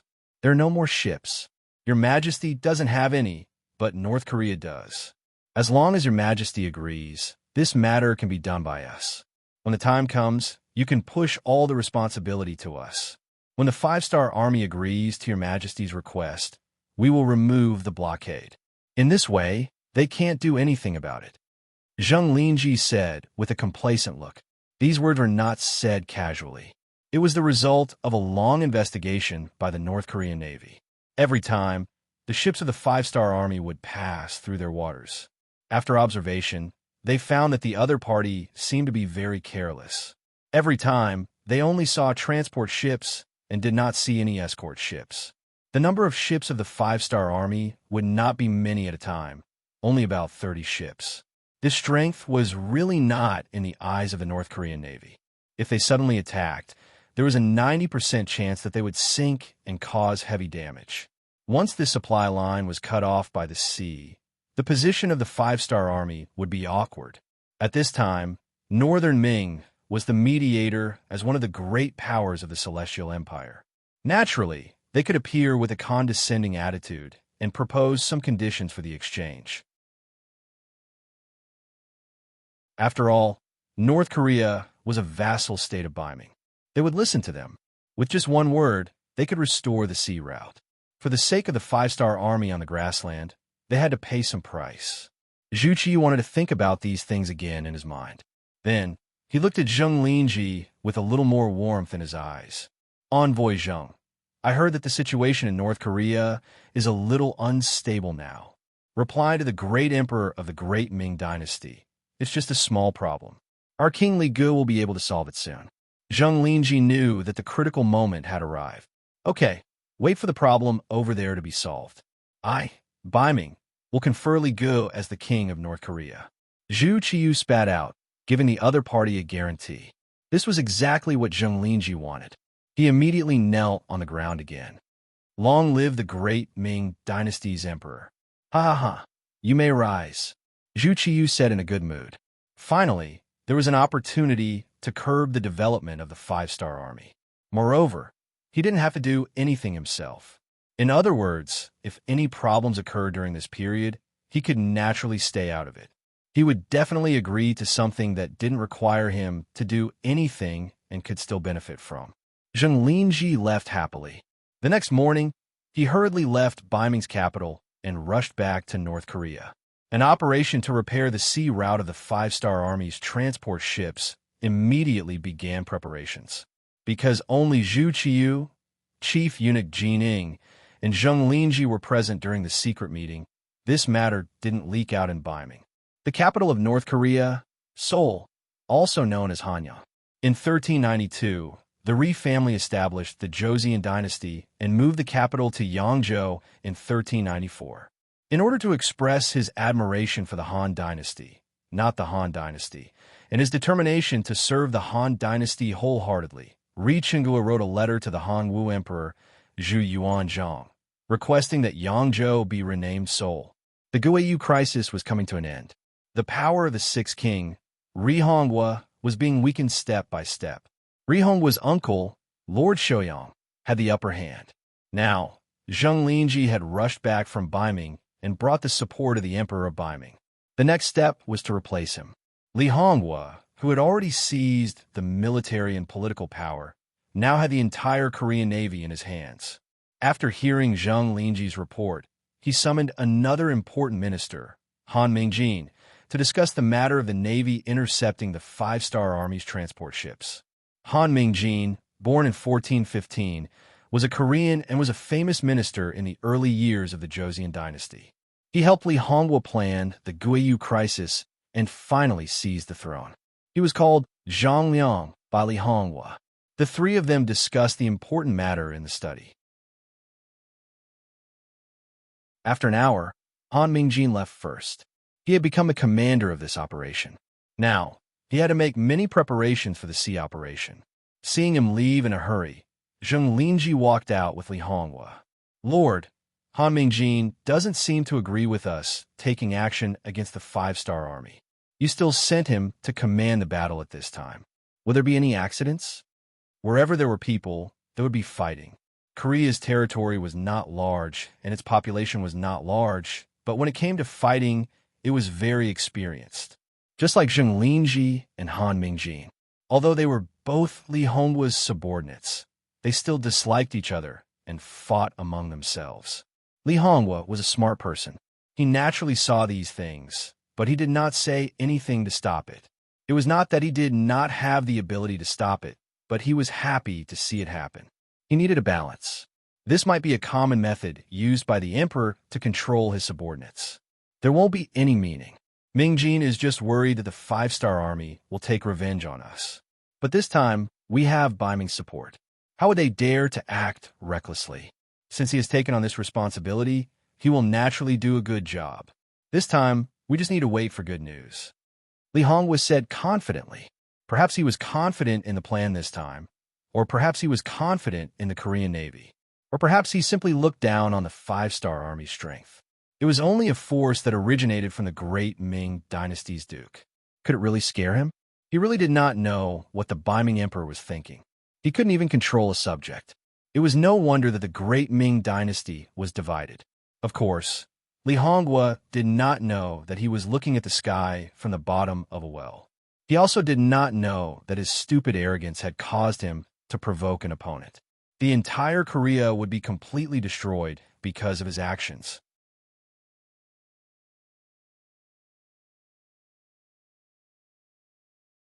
Chapter 9:34. As usual, a fleet of 30 ships was passing through the Korean Strait between North Korea and the Japanese Empire. The five-star flag hanging high in the sky showed their identity. Chu Gang, the second commander of the 3rd Division, was looking ahead with his binoculars from time to time. Chu Gang was originally just a battalion commander. He worked his way up from the bottom of the ranks. A while ago, when he was dealing with the Kimbian dynasty, he made a great contribution and was promoted to the commander of the 2nd Division. This was also his first time escorting and transporting supplies as a commander. Now that he had become a regiment commander, his status was different from before. The phrase "stand higher and see further" was exactly what he was feeling at this moment. Looking ahead, North Korean ships would appear in the Korean Strait from time to time, which made him very unhappy. Oomph! These annoying flies. I didn't like them when I passed by here before. I will find a chance to teach them a lesson. He had been on this transport route several times before, but not as a commander. Even when he saw North Korean ships staring at them, he just didn't like it. But now he was a commander. According to the rules of the Cold Front, he could now submit a report to the 6th Young Master. He decided to finish the mission and go back to explain the dangers of North Korea. Although he didn't think that the other party would dare to do anything to him, the feeling of being watched was very uncomfortable. The fleet continued to pass through the strait. The number of North Korean ships was increasing, reaching more than 200 ships. Chu Gang, who was standing in the command room, felt a little strange. What's going on? How come there are so many North Korean ships this time? They won't dare to attack us. A staff officer next to him answered aloud. Anyone could hear the arrogance in his voice. What was the Cold Front? It represented the strongest combat power. So far, except for the 1st Cavalry Division, which was personally appointed by the 6th Young Master, they didn't think highly of any other army. For the staff officer's words, everyone nodded in agreement, including Chu Gang. They didn't think that anyone would dare to attack them. Or rather, someone dared to do it, but it definitely shouldn't be the North Korean Navy that they had always looked down on. Regardless of whether you believe it or not, more and more North Korean ships appeared, and they came within 100 meters of a ship under the flag that they wanted the mercenaries to stop the ship for inspection. No matter what, this was the other party's territory. Although they had never been inspected before, they actually had the right to make such a request. In the face of this reasonable request, for a time, many ships couldn't help but slow down. Some even stopped. Oh no, they might really attack. Immediately send out the signal flag to inform the other ships to pass through quickly. At the same time, prepare the cannons to fire. Chu Gang quickly reacted after a scream in his heart, especially when he saw the North Korean ships accelerating towards his fleet through the binoculars. The bad feeling grew stronger and stronger. After the order was given, the flag bearers quickly rushed to the bow of the ship to convey the commander's orders. At this moment, the North Korean ships that were approaching also began to move. They first accelerated and rushed to the side of the 5-star Army's fleet. Then, in a planned manner, 7 or 8 ships surrounded one of the 5-star Army's ships. The deck of the ship was filled with North Korean soldiers holding bows and arrows. When the distance was less than 100 meters, the bows and arrows rained down like rain. The long-prepared attack began. They didn't prepare, or rather, They didn't think that a small North Korean would dare to attack them.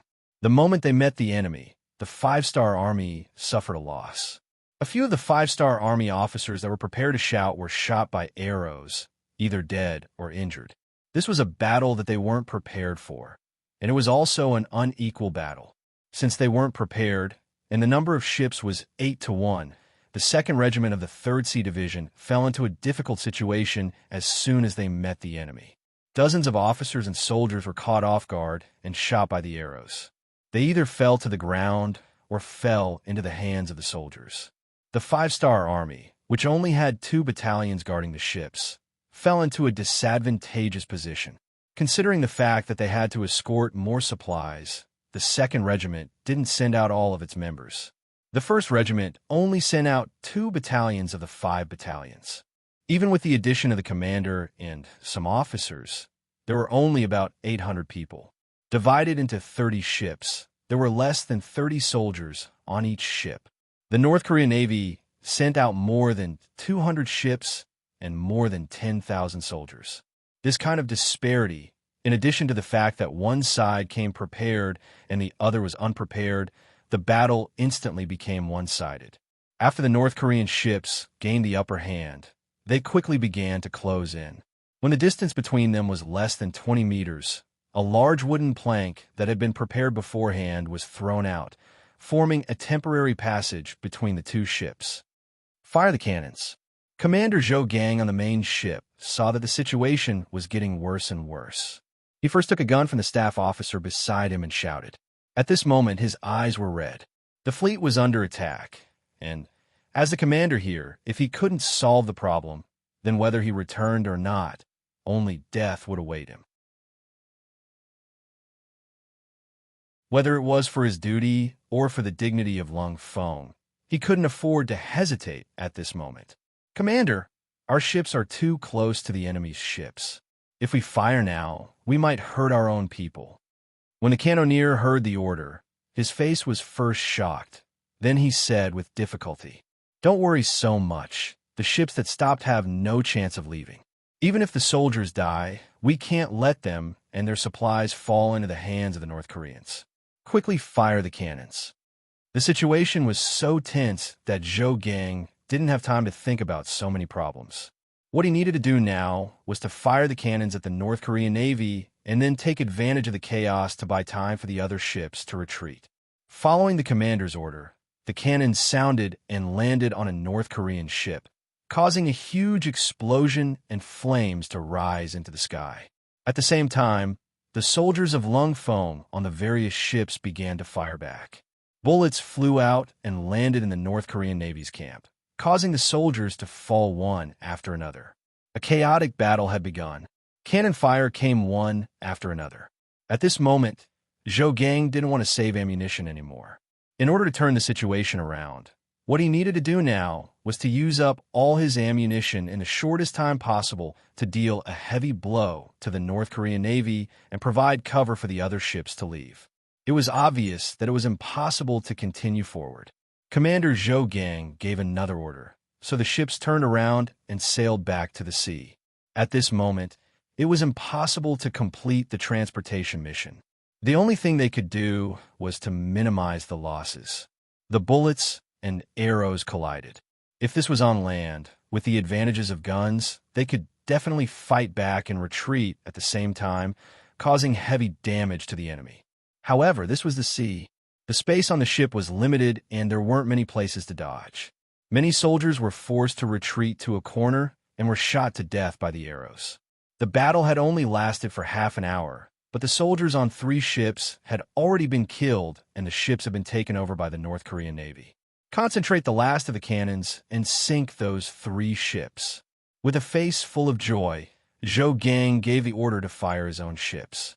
Since the ships had already been taken over by the enemy, they couldn't snatch them back.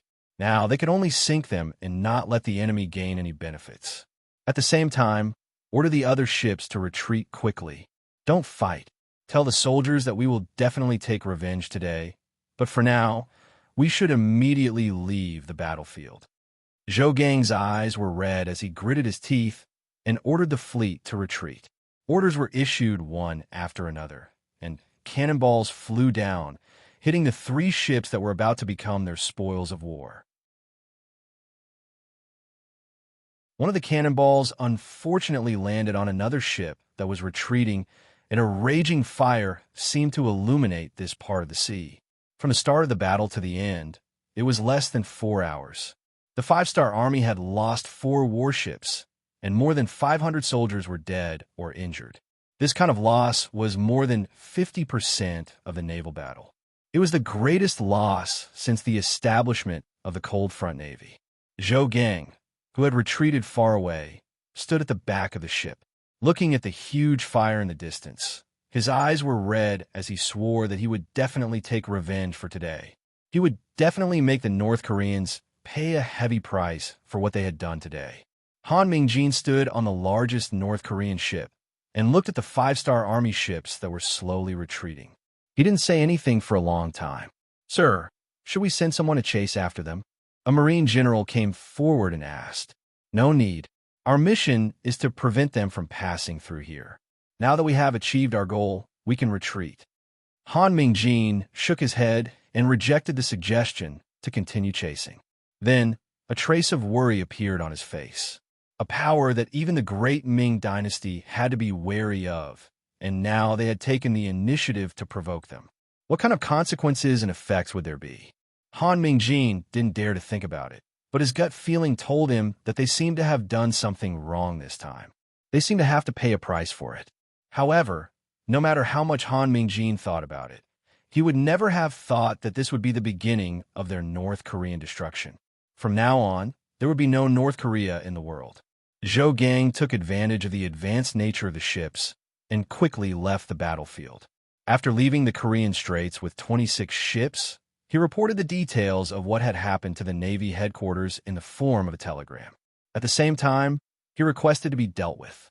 The Navy headquarters telegram room was also in chaos after receiving this telegram. Vice Commander Gao Xiong, who was in charge, didn't believe the contents of the telegram. He didn't believe that someone would take the initiative to make an enemy of the 5-star army.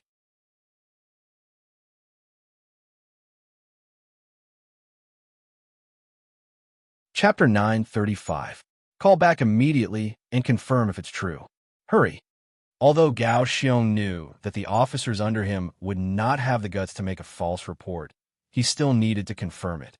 Soon, the verified telegram was sent back. Zhou Gang used his head as a guarantee. Gao Xiong knew that things would not go wrong. He quickly said to the adjutant beside him, "Let's go to the palace." At this moment, the palace of Qiqian City was extremely tense. It was only because the second madam was about to give birth. According to the authoritative doctor, Zhao Yanmei, the child should be born in a few days. Because of this, the atmosphere in the palace was extremely tense.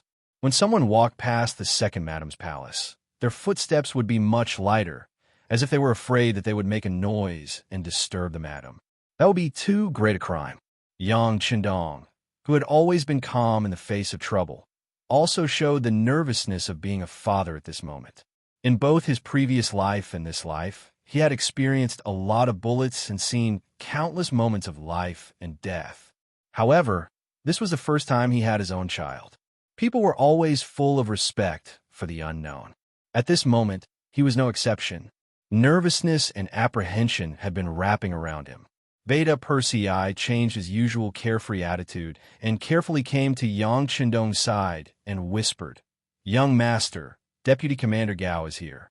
He said that he has something important to say to you." Yang Qindong, who was already a little nervous, frowned after hearing Beta Persei's words. No one did not know what time it was, but Gao Xiong still came. This was enough to show the importance of reporting. "Okay, tell him to wait in the side hall." In the side hall, Gao Xiong received the telegram from Zhou Gang and handed it to Yang Qindong. Then he lowered his head and said, "Sixth young master, I have sent a second telegram to confirm the authenticity of this matter. What a bold North Korean Navy. We did not go to find trouble with them, but they dared to find trouble with us. They really don't know what's good for them." Yang Qindong read the report. After seeing that 4 ships had sunk and nearly 500 soldiers had died, he suddenly slammed the table. His eyes were filled with a terrifying light. Yes, I'm also responsible for this matter. Our Marine headquarters has never paid attention to this problem. We always thought that no one would dare to do anything to us, so we were careless and gave the enemy an opportunity. I am sorry. Seeing that Yang Chendong was angry, Gao Xiong quickly bowed his head and admitted his mistake. The Marine headquarters is indeed responsible. Some people have been blinded by victory. This incident is a wake-up call for us. Underestimating the opponent at any time is a fatal behavior. You have to use this incident to reflect on yourselves. Yes, sixth young master. I will reflect on my actions. Knowing that Yang Chendong was greatly dissatisfied with this matter, Gao Xiong needed to express his stance. You don't need to reflect on yourself. This time, everyone is responsible. After you go back, immediately hold a meeting and carry out self-reflection activities. Then prepare for battle. Yang Chendong thought back to the last time he returned to Chosen City from Haijin. He saw the North Korean Navy in action. At that time, he felt that this was a problem, but he didn't expect the problem to erupt so quickly. Gao Xiong left quickly after receiving the order. Yang Chendong sat in the side hall and did not leave immediately. He still had to think about a problem. He had no contact with North Korea, and there was no hatred. Why did the other party choose to attack him? This did not make sense. Beta Persei sent a telegram to Yang San and asked him to send someone to find out which force North Korea has been in contact with recently. Also, let Yang San inform the North Korean Security Department and ask them to arrange the troops there. Conduct a detailed investigation of the strength of the army and report it to me. Yes, young master. Beta Persei agreed and turned to do it. Yang Chendong, on the other hand, threw this matter to the back of his mind and strode towards the backyard of the palace. The Cold Front Navy was raided by the North Korean Navy, and it was said that they suffered heavy losses. The news quickly spread, and then the 6th Division commanders of the Navy put down the things at hand and went straight to the Navy headquarters. In the headquarters, the division commanders arrived one by one, and then there were voices shouting to go to war and avenge the Navy. Gao Xiong explained to everyone that the 6th young master already knew about this matter, and all they had to do was wait for orders. At the same time, he called everyone together for a meeting to discuss which division or army should take action to wash away the shame of the Navy. Just as the Navy headquarters was boiling, a sharp cry came from the palace of Haijin. Yang Chendong's eldest daughter was born. It had a chubby face, 2 rows of curved eyebrows, a pair of big, bright eyes, a small nose, a pair of bodhisattva ears, a small, chubby mouth, and a round double chin under the mouth. Her hands were chubby, and her fingers were short and thick. She was very cute. Carefully hugging the eldest daughter in his arms, Yang Chendong couldn't close his mouth from smiling. Taking this opportunity, the eldest madam, Hu Yin, came forward to ask for the name of the child. Yang Chendong had long been prepared. Previously, Zhao Yinmei had also said that it was very likely that this child would be a girl. So he said, her name will be Yang Jie, which means pure and kind. Her nickname will be Lele, and she will be happy for the rest of her life. Lele's voice made the palace really lively for a while.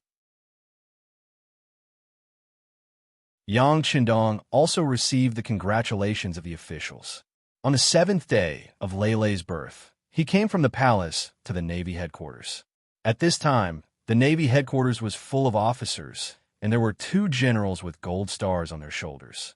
They were the 1st Sea Army Commander Gao Xiong and the 2nd Sea Army Commander Yu Guan. You're all here, then sit down for the meeting. After Yang Chendong's eyes scanned the crowd, he sat down at the head of the table. The other officers, led by Gao Xiong, also sat down in their chairs. Each of them was in a dignified position, standing in a military posture. Is Zhou Gang here? Tell me about the situation. After sitting down, Yang Chendong took the lead and said. As he spoke, Zhou Gang, who was in the last row of the meeting room, stood up. He was just a captain, and according to the rules, he was not qualified to participate in such a high-level meeting. It was only because he was a participant in this battle that he made an exception. 6th young master, the situation is like this. Although he had reported the ins and outs of the situation more than once since returning to Crimson City, This was the first time he reported in front of the sixth young master. After a quarter of an hour, Zhou Gang finished his report. In the end, he asked for instructions as a participant. Sixth young master, this battle was completely unprepared. Many of our comrades died miserably. Facing the enemy who was already prepared, some of them did not even have the chance to shoot. But even so, none of them retreated. They fought with their fists, feet, and even teeth. They were very brave. Okay, I understand. You can sit down. Yang Qindong looked at Zhou Gang with appreciation and nodded. Because of Zhou Gang's seat, the conference room quickly fell into silence again. But everyone's eyes fell on Yang Qindong at this moment. Obviously, they were all waiting for an order, an opportunity to take revenge on North Korea. Not letting everyone wait for long. Under Yang Qindong's signal, Beta Persei first wrote some documents and sent them one by one to the 2 commanders and 6 division commanders. Everyone take a look. This is the information from the security department. More than a month ago, North Korean envoy Zheng Linji entered Beiming's Kyoto to pay tribute. And it was also more than a month ago that Northern Ming had proposed to buy horses from the Prairie City. However, because they want to trade on credit, they were rejected by us. The 2 things that seemed to be unrelated were now mentioned by Yang Qindong together, and the faces of several officers became dark. So, North Korea's attack at sea should have a lot to do with Beiming? Just as everyone's thoughts were changing, Yang Qindong once again gestured to Beta Persei, and another document and map were sent to the hands of the officers above the division level. These are 2 maps of North Korea obtained by the Intelligence Department. They clearly mark the deployment of the North Korean military forces. After comparison, the 2 pieces of information are consistent. It should be true and credible. If you have any opinions, you can speak up. What else is there to say? Of course, we'll fight. This time, no matter who ordered the North Korean Navy to fire at our 5-star army, it's a provocation. They should be prepared for our retaliation. Deputy Commander Gao Xiong was the first to speak. It seemed that Gao Xiong was a little agitated and even a little straightforward, but in fact, he had already expressed his attitude. The enemy this time was only the North Korean army, and it had nothing to do with Beiming. This was also the reason why Yang Qindong wanted to explain the North Korean diplomatic mission to Beiming to everyone first. If he didn't make some things clear now, the officers below would inevitably figure it out. If this matter was related to Beiming, then after the war with North Korea, would they fight Beiming? Even if the Great Ming Dynasty had been divided into the south, Beiming's territory was still not small. A lot of preparation was needed to take down Beiming. With Yang Xie's current strength, he didn't have the appetite to take down Beiming. It wasn't that the 5-star army wasn't strong enough, but that Yang Xie wasn't strong enough. If they fought now, there was a high chance of winning the final victory. But what about after they successfully occupied it? How would they manage such a large territory? How would they arrange for the Han people? Yang Qindong's goal was to let the Han people live a good life.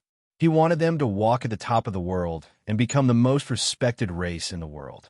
If they only took down Beiming but couldn't manage it, and instead let the people live a bitter life, then it would go against his original intention. This wasn't what Yang Qindong wanted to see and hoped for.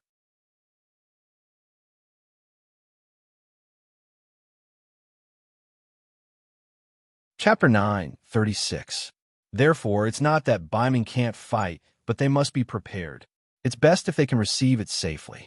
Even if they can't, they must think about all kinds of things to deal with after the war.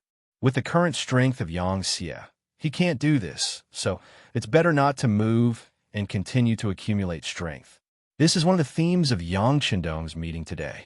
Fighting North Korea is fine, whether it's to show the dignity of the 5-star army or to avenge the dead brothers.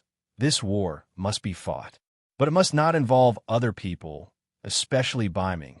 No one is allowed to cause trouble, otherwise it will be asking for trouble. Gao Xiong saw this and immediately expressed it with practical actions. Those who can become officers of the army and division are all smart people. They all stood up and expressed their opinions one by one. There is only one purpose, and that is, this time, only the North Korean army is targeting them, and they only want to fight the North Korean army. The strategic goal is set, then it's time to choose the army to fight.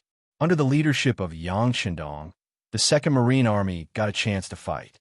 This is also the opportunity that the 6th Young Master gave the 2nd Marine Army more opportunities to practice. Although the individual quality of the 2nd Marine Army soldiers is still very good, after all, they still lack combat experience. This time, it's a good opportunity to deal with North Korea. Next, they just need to wait for them to come up with a battle plan. After leaving the Navy headquarters, Yang Shindong went to the Chigang City Lord's mansion again to plan who to send to North Korea. In history, North Korea is like a willow tree, always used to fall with the wind. Yang Shindong naturally has no good impression of such a country, and this time, they dared to provoke him, so there's no need for them to exist. Arranging 200,000 Han people to enter North Korea is the task Yang Shindong gave to Yu Qian. Because of this matter, Yu Qian was both happy and in pain. In his eyes, this 6th Young Master was a bit too belligerent, and the direct result was that the Han commoners were increasingly lacking. As long as there were knowledgeable commoners who had a sense of nationality, they would always be sent to other places. Even now, some of the large factories in Crimson City were lacking in manpower.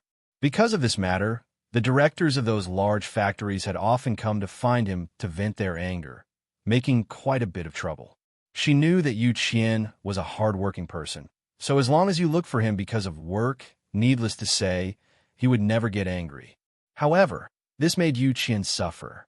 Yang Shindong was the one who gave the order to transfer people away. His subordinates did not dare to ask the 6th Young Master for an explanation, so they all came to him. How could he not be in pain? But on the contrary, every time Yang Xie sent out a few Han Chinese, it meant that Yang Xie's territory had expanded and the Han Chinese's influence had increased. Yang Xie's life in the future would be better. As a Han person with a strong sense of national pride, Yu Qian felt very happy about this. He was very optimistic about Yang Shindong's way of doing things. In his view, the Han people had the best history of civilization, the highest intelligence, and even the kindest heart. They were educated, courteous, and open-minded. They should be the rulers, and should not drag out an ignoble existence under the oppression of the foreign races. Yang Shindong was working hard to do this step. Since he had caught up with this good era, of course he should do his best to cooperate with him. Therefore, whenever there was a need for cadres, half of the city lord's mansion would be taken away. When another batch of cadres was finally formed, it would not take long for them to be taken away again. Even his own son was sent out. However, he was not angry at all. He was still in pain and happy at the same time. He was happy and happy at the same time. This time, Yang Shindong came to ask for people again. Yu Qian gritted his teeth and decided to take away another 200,000 people. But considering that if this continued, the Han population would become smaller and smaller, and in the end, they would not be able to make ends meet. Thus, he couldn't help but remind Duke Zhongdan of the Han people that were brought back with money. Other than the elderly and children, there are less than 2 million adult men and women left after several transfers. Moreover, most of them are illiterate. It is too difficult to train these people without any foundation. I'm afraid that it won't be so easy next time. Rest assured, City Lord. The south of the Great Ming Dynasty is currently at war, and I have already arranged for people to take in the Han commoners. At that time, there will be many homeless commoners who can no longer live and will be transported to Crimson City. There will be a large number of them, and it will be enough to make up for the shortage. However, it will take a lot of effort to train them. After all, in the future, they will represent the Han people and go to various places to be masters. In terms of quality, they must be improved. I do not wish for their gluttony and laziness to lead to the dissatisfaction of the other races. If that is the case, no matter how many troops we have, it will not be enough. Yang Shindong replied with a smile. While he was exporting, he did not forget to import. He repeated this process over and over again. The commoners who entered Crimson City were ignorant and poor, while the commoners who left were knowledgeable and knowledgeable. Under their influence, the areas under their rule would definitely develop better and better, and the overall situation would also become better and better. Good, with the words of the Duke Zhongdan, this old man is relieved. Yu Qian smiled with satisfaction. He was very much in favor of Yang Chendong, using the people to influence the people, using culture to influence the culture of the foreign race, and using habits to influence the culture of the foreign race. As long as this matter was done well, perhaps after 100 years, or even not so long, it would only take 2 or 3 generations. Everyone would be used to the Han people being the most powerful and noble race in the world. They would be used to learning Chinese and speaking the Han language. In the long run, it was possible for the world to become one. Yu Qian promised to give another 200,000 people who were already educated and had a certain level of skills. This was equivalent to having the cornerstone to enter North Korea. Next, Yang Chendong successively gave orders to Shecheng, Laos, Vietnam, Cambodia, Luzon, and other places. He asked them to prepare 30,000 to 100,000 people and prepare to move out. At the same time, they were also prepared to accept the same number of people who moved back. Yang Chendong wanted to use this method to make a big change. First, the density of the local population would be diluted, and the outsiders would gradually occupy the place. When the time was right, the local residents would have to leave the place where they grew up. In this way, these people would become rootless trees, and there would be no need to worry about what they would do. This was a long-term work, and it was also a big project. Only someone like Yang Chendong, who had a huge territory and enough financial resources, could do this. Yang Chendong, who had been busy for a day, returned to the palace. The first thing he did was to go to the second husband's bedroom to see his eldest daughter, Lele. Lele had been born for more than 10 days. Her eyes could already see the outside world clearly. Her big eyes were very cute. Whenever Yang Chendong held her in his arms, she would stick close to him tightly, and then carefully look at the man who was holding her. She was curious and very quiet. In the words of the first madam, Huyen, this was the feeling of blood. Little Lele knew that this was her father, the person closest to her in the world. So every time she was in her father's arms, she was very obedient and didn't make a fuss. These words made Yang Chendong, who was used to not showing his emotions on his face, so he was elated. Every time this happened, he would proudly say that he was a qualified father, a great father, and a father who cared deeply for his daughter. Yang Chendong liked little Lele so much that Xiao Yin, who was still in confinement, was very satisfied. Originally, she thought that giving birth to a daughter would cause the young master to be unhappy. Now, it seemed that she had worried too much. In fact, it wasn't just Xiao Yin. The other madams also had the same idea. But with little Lele's pearl in front of them, everyone was a lot more relieved. Presumably, no matter if it was a boy or a girl, the husband would be very happy and happy. But happy days always seem to be short. 3 days later, a set of very specific battle plans were sent to Yang Chendong by the 2nd Marine Army. Looking at the battle plans that were originally drawn up according to the Korean military's deployment, Yang Chendong waved his pen and approved. This also indicated that he didn't have much time left in Chokin City.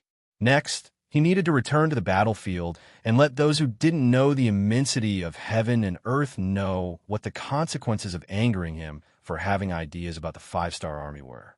At the end of the 8th month of the year 1454, more than 600 ships of various sizes, including 6 large warships, New Number 4, New Number 5, New Number 6, Warga Number 4, Number 5, and Number 6, more than 100 medium-sized warships, several hundred small warships, and more than 100 transport ships.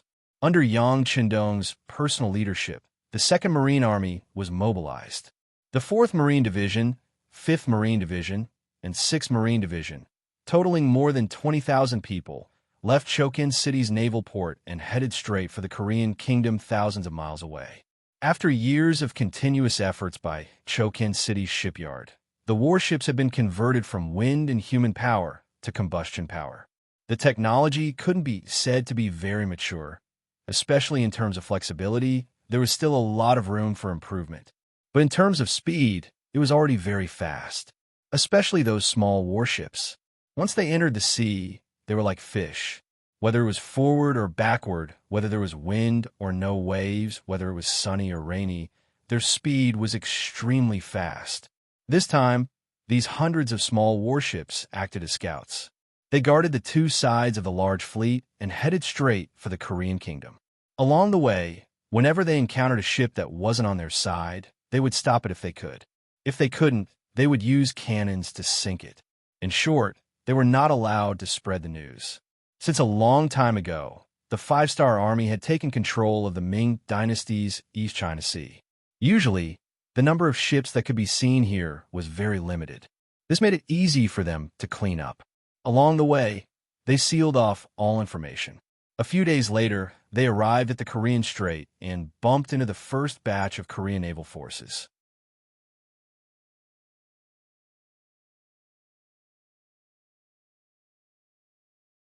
Chapter 9:37. This time, the 2nd Marine Corps came prepared. They were light and did not bring too many supplies, allowing them to reach the fastest speed possible. As soon as they saw their target, they surrounded the enemy ship. Hundreds of small warships surrounded the enemy ship like ants. Lock onto the target. All ships will fire until they sink or surrender. The commander of the 2nd Marine Corps, Yu Guang, asked Yang Shindong in the command room before giving the first order. Yang Shindong, who was also in the command room, did not speak from beginning to end. He just watched everything that happened in front of him as an observer. Since Yu Guang was able to get Gao Xiong's recommendation to be the commander of the 2nd Marine Corps, he should be very capable. In front of people who had been in naval warfare for many years, Yang Shindong would not casually give orders and interrupt the other party's command plan. On the warships of the 2nd Marine Corps, there were fixed cannons. Except for the 6 main ships, the cannons on the other ships were not made in the large warehouse. They were directly made by the shipyard in Resin City. Their weakness was that their attack range was short, the power of the cannons was small, and the accuracy was poor. However, because they were cheap and the cannons were simple to make, there were enough of them.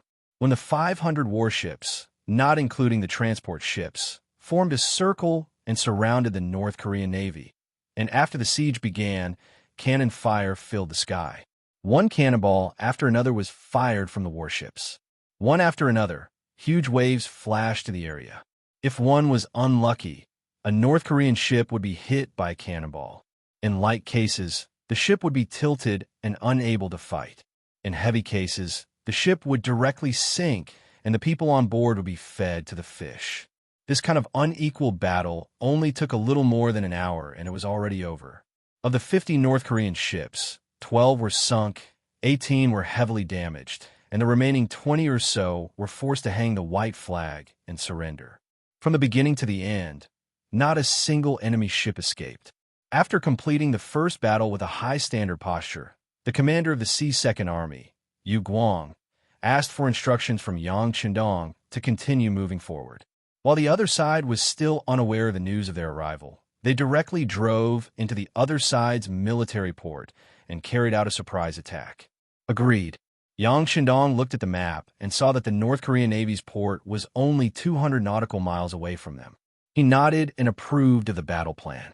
General Yu Guang immediately gave the order to leave a portion of the ships to clean up the mess, while the other ships headed towards the North Korean Navy port. The main force of the 3 divisions arrived in the evening. At this moment, the North Korean Navy was completely defenseless. The soldiers were eating dinner when the artillery shells fell from the sky. They didn't even need to use the 6 main cabins to open fire. Just the firepower of the other small and medium-sized warships was enough to turn this place into a sea of fire. Then, they took advantage of the night to enter and seize the Navy port in the dark, establishing the victory of the second battle. Even in the middle of the night, the landing of the transport ships did not stop. In the past, who knew how many times they had chosen to train at night? Now it finally came in handy. C Division 4, C Division 5, and C Division 6's Cold Vanguard warriors landed on land. Armed with 95 style Hwada and 7-star repeating crossbows, they charged straight for the heart of North Korea.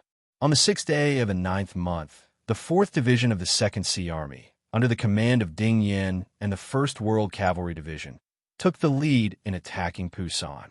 In just 2 hours, they broke through the Korean army and reached Seoul in just half a month. The 5th Division of the 5th Sea Army, under the command of Igong, and the 6th Sea Army, under the command of Guiyang, followed.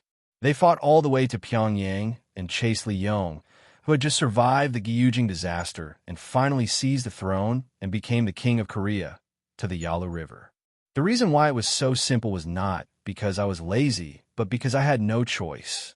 Facing the strength of the Coal Vanguard Division, the entire battle could be summed up in one word: one-sided. All in all, the North Korean army kept running, and the 5-star army kept chasing. Even if the 5-star army didn't chase, the North Korean army would still run. They didn't defend Seoul, and they didn't defend Pyongyang. With the war going on like this, the morale of the North Korean army was already low. It was impossible to organize a counterattack. Lee Illinois brought his important officials Zhang Linji and Han Ming to the Yalu River. His face was still filled with panic. From the start of the war, he received news of cities falling. At first, Lee Illinois was really shocked. Ever since he sent Han Ming to intercept the 5-star army and sink 4 of their ships, he had been waiting for news of them coming to negotiate. Because of this, Lee Illinois couldn't wait to show off his skills in front of the Beiming Emperor. He had even sent an official to the capital of Beiming to report good news to Emperor Daijong. The general idea was that they had succeeded in stopping the 5-star army.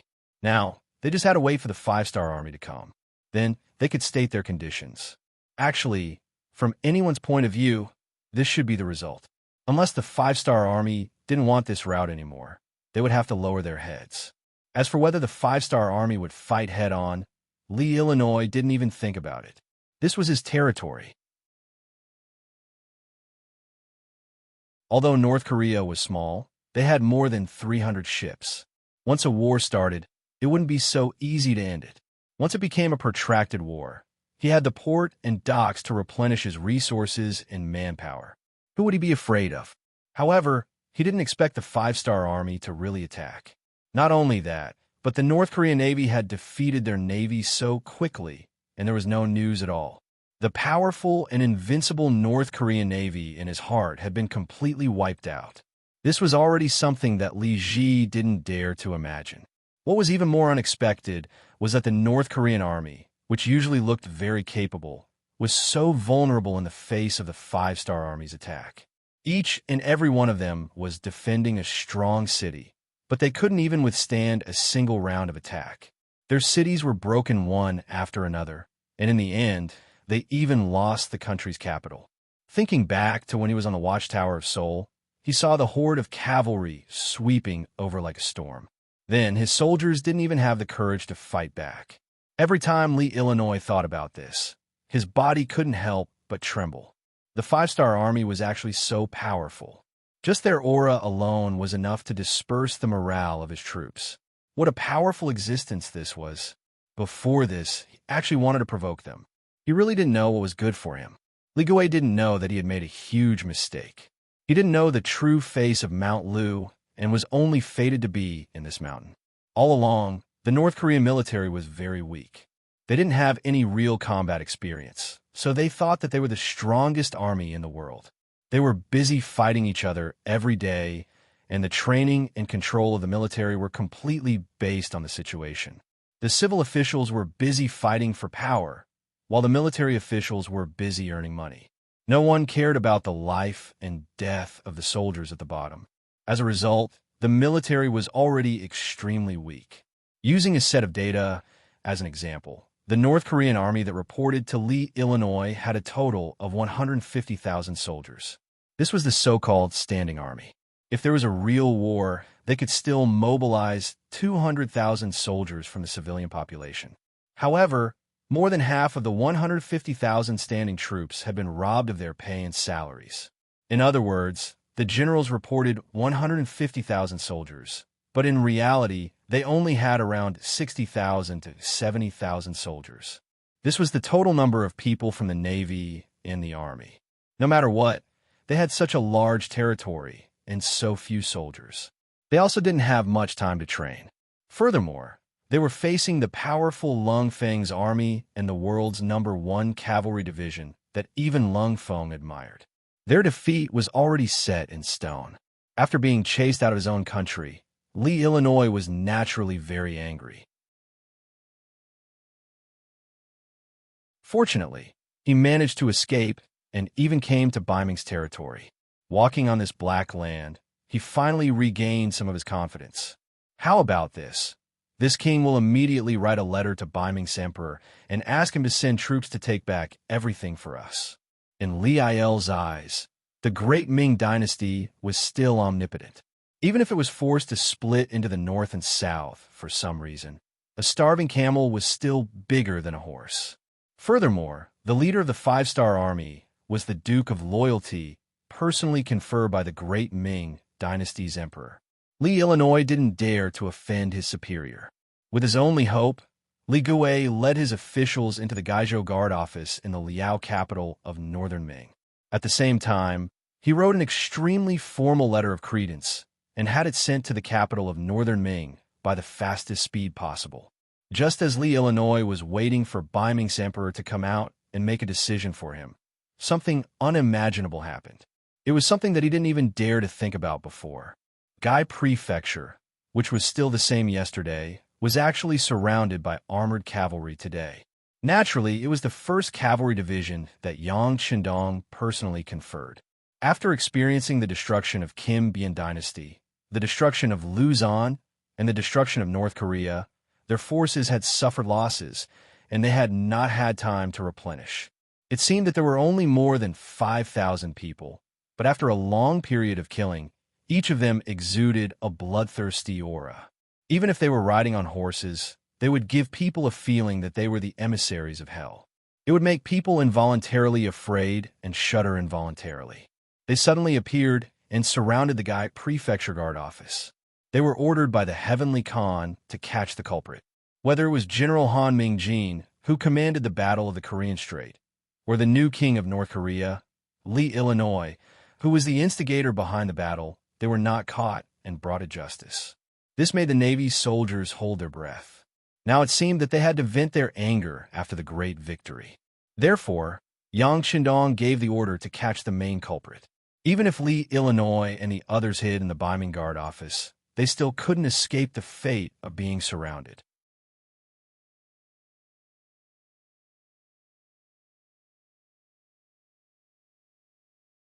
Chapter 9:38. This was also the first time that the 5-star army had taken the initiative to attack Baiming. Although there had been large and small battles before, they had been forced into a corner. Unlike this time, they came openly and acted as if they were going to attack the city if they didn't hand over the captives. The general of the Gai Province Guard was called Lu Song. He was only a Qianhu. The entire city only had 1,000 soldiers and 20,000 civilians. No matter what kind of personality he had, when faced with such a strong army, there was nothing he could do. In the face of this situation, the only thing he could do was to continuously send people to ask for help. He sent people to ask for help from the nearby Jian Province Guard and other guards. He also sent people to ask for help from Baiming's capital. At the same time, he didn't forget to send people to negotiate with the 5-star army's cavalry, asking them to give them a few more days. They would think of a way to convince King Li Yong and the others to surrender. Fortunately, Tian, who had received strict orders from Yang Qindong, unless the Baiming army took the initiative to attack, it was better to settle the matter peacefully. Now wasn't the time to fall out with Baiming. It was because of this order that Tian, who made an exception and didn't immediately make a move. Instead, he gave Lu Song 5 days. If the other side didn't respond by the time was up, then they could only break into the city. When the news reached Gai Province City, Liang's face was naturally filled with fear. He immediately brought 2 important officials to find General Lu Song and asked him to send people to escort him to Baiming's capital. He also said that he was a guest of the Emperor of Baiming. With regards to this request, Lu Song naturally rejected it without even thinking about it. Not to mention that anyone who left the city would have to risk being surrounded and killed by the cavalry of the 1st Cavalry Division. The matter had already been reported. Without the Emperor's order, he definitely wouldn't let anyone go. Seeing that this plan was not working, Zheng Linji, who was traveling with them, made another request. That was to defend Gaizhou City to the death. The other party was all cavalry. They were good at chasing people and were good at charging. But when it came to sieging a city, they were not good at it. Faced with this suggestion, General Lu Song still shook his head. Once the battle starts, the city will definitely fall. As for the reason, you can go up the city gate tower and take a look. The enemy's infantry has already rushed over. Yes, it had only been a day since the first division of heavenly cavalry arrived at Gaizhou City on their bicycles. They had firearms in their hands, and each soldier carried 5 grenades with them. Once they gathered them together, what kind of city gate could not be blown open? This wouldn't do, that wouldn't do. Li Gui sadly realized that he was like a piece of fat meat on a chopping board, waiting to be slaughtered. At this moment, his heart was filled with countless regrets. If he had known that the 5-star army was so powerful that even Baiming was so apprehensive, why would he have provoked them for no reason? Now, in order to show his loyalty to Baiming, he had sacrificed himself. Not only did the whole of North Korea fall into the hands of the enemy, but it also seemed that they would have to give up their lives sooner or later. What was the purpose of this? At this moment, it was obviously unrealistic to go out of the city and surrender. After all, they had sunk 4 of the 5-star army's transport ships. Would he let it go so easily? Since he could not surrender, he could only place his hopes on the Northern Ming Emperor. He hoped that the Northern Ming Emperor would give him a hand on account of the fact that he had put in a lot of effort and was unlucky. While waiting, on the 3rd day of the siege, the soldiers from Baiming's guard post arrived one after another.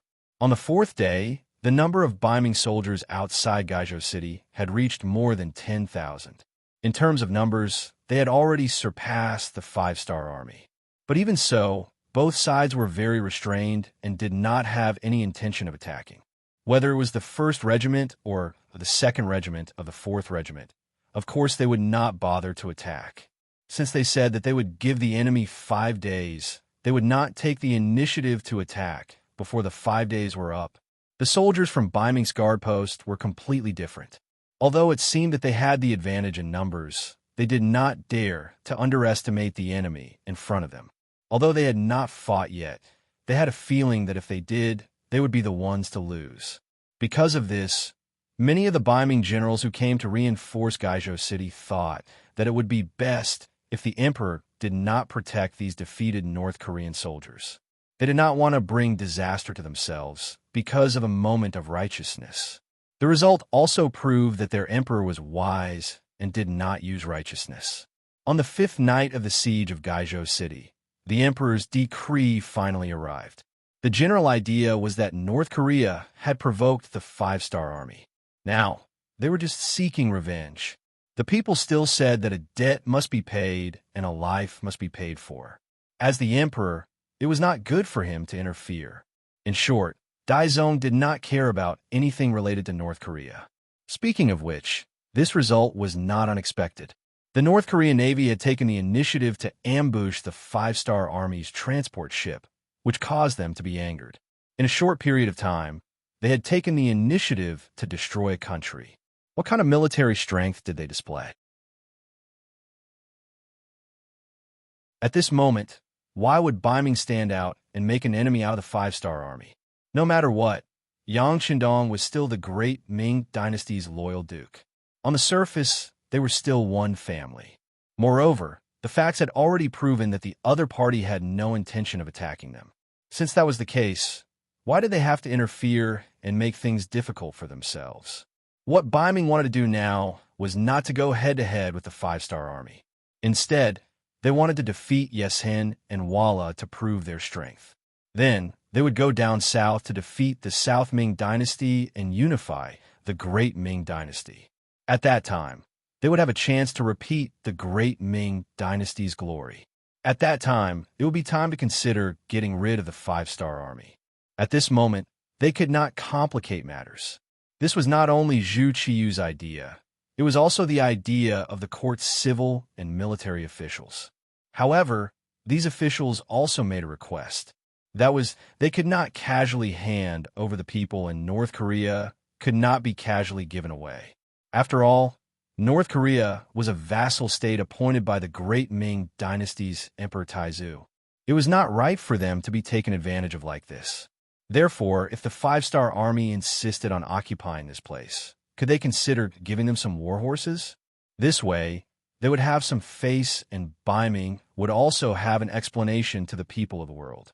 Naturally, there were already messengers regarding this request that had already passed through Gaizhou City and went straight to the capital of North Korea. This kind of private transaction would definitely not be explained to Li Ming and the others. No matter what, this was a disgraceful matter. With the emperor's decree, General Liu Song breathed a sigh of relief. The Baiming reinforcements that came from outside the city also breathed a sigh of relief. Then Li Ming and the others were dragged out of their beds by the Baiming army in the middle of the night and sent out of the city to the five-star army. With the goal achieved and the people in his hands, Tian Hu waved his hand and the five-star army withdrew overnight. The conflict at the border thus ended and peace returned. However, the impact of this matter did not disappear. The five-star army that came to Baiming's territory was as free as their own backyard. This more or less gave the Baiming generals a lot of pressure and warnings. It even had a big impact on the morale of the army. This caused a natural imbalance between the two sides when they met in the future. Of course, this was a matter for later. Li Ming, Zheng Linji, Han Mingjin, and the others were brought back to Seoul. Then, in the largest square in Seoul, they were beheaded in public. This scene was seen by many North Koreans, but most of them were angry but did not dare to say anything. Some people did not even have the courage to be angry.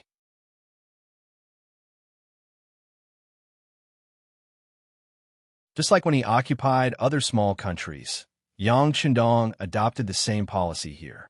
Voluntarily surrendering and cooperating with the five-star army could keep one's life safe, and only half of one's property could be handed over. If there were any resistance, they would be killed or sentenced to a few dozen years of labor. Because it was the North Korean Navy that provoked the five-star army first, these few rules were enforced very strictly. Often, if there were any resistance, they would not be judged according to their crimes. They would be beheaded as a warning to everyone. Because of this, in just a few days, thousands of heads fell to the ground in the capital of Seoul. Many officials' families were also exterminated. Not a single person was left alive. Under the oppressive policy of the five-star army, the other officials and influential people were in a state of panic. They did not know if the next misfortune would fall on their heads. Yang Chendong had thought about this oppressive policy many times before making the decision. He was not a bloodthirsty person. What he did was to fulfill the great dream in his heart. Every time he saw the faint 5 stars on his arm, he became more determined in his dream. Although he did not want to kill, he had no choice but to do so. This time, the North Korean Navy provoked the five-star army. If they were not punished, wouldn't the other factions follow suit next time? Thus, this time, he had to be ruthless. It could be considered a serious warning to everyone. In addition, he had already made all sorts of preparations. He had already moved the people from other regions to North Korea, and all the people who were not friendly to the five-star army were all moved out. With such a big change of blood, the North Korean people would be torn apart in the future. In the end, it would be difficult for them to achieve anything. Even if things were a little extreme, there was no need to worry too much. Thus, under this oppressive attitude, many people would die in North Korea every day. More people wanted to live, so their attitude changed. From the initial soft resistance to the current full cooperation and cooperation. Lee Min-ho was one of the most typical officials. He was originally a subordinate of the North Korean king, Lee Hong-gu. However, he did not expect Lee Gu to take care of his master and become king. Because of this, he lost the power in his hands. He was forced to stand on the side and would not have a chance to rise again in this life. However, no one would have thought that Lee Gu would face such a disaster right after he ascended the throne. Now that Lee Gu and his officials were all killed, officials like Lee Min-ho had a chance to come out again.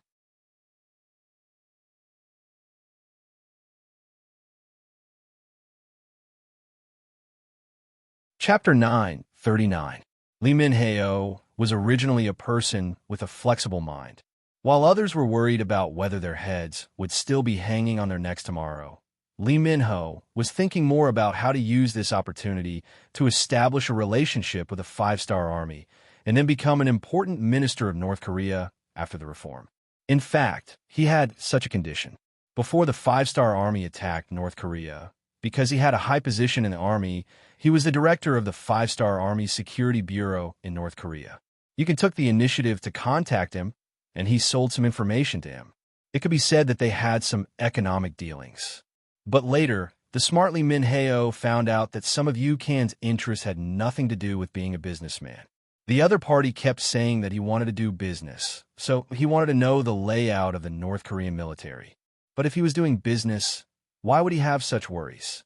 Although Yukon was involved in an underground business, Lee Min-heo felt that Yukon lacked the unscrupulous aura of a businessman. Therefore, he spent a lot of effort to investigate Yukon.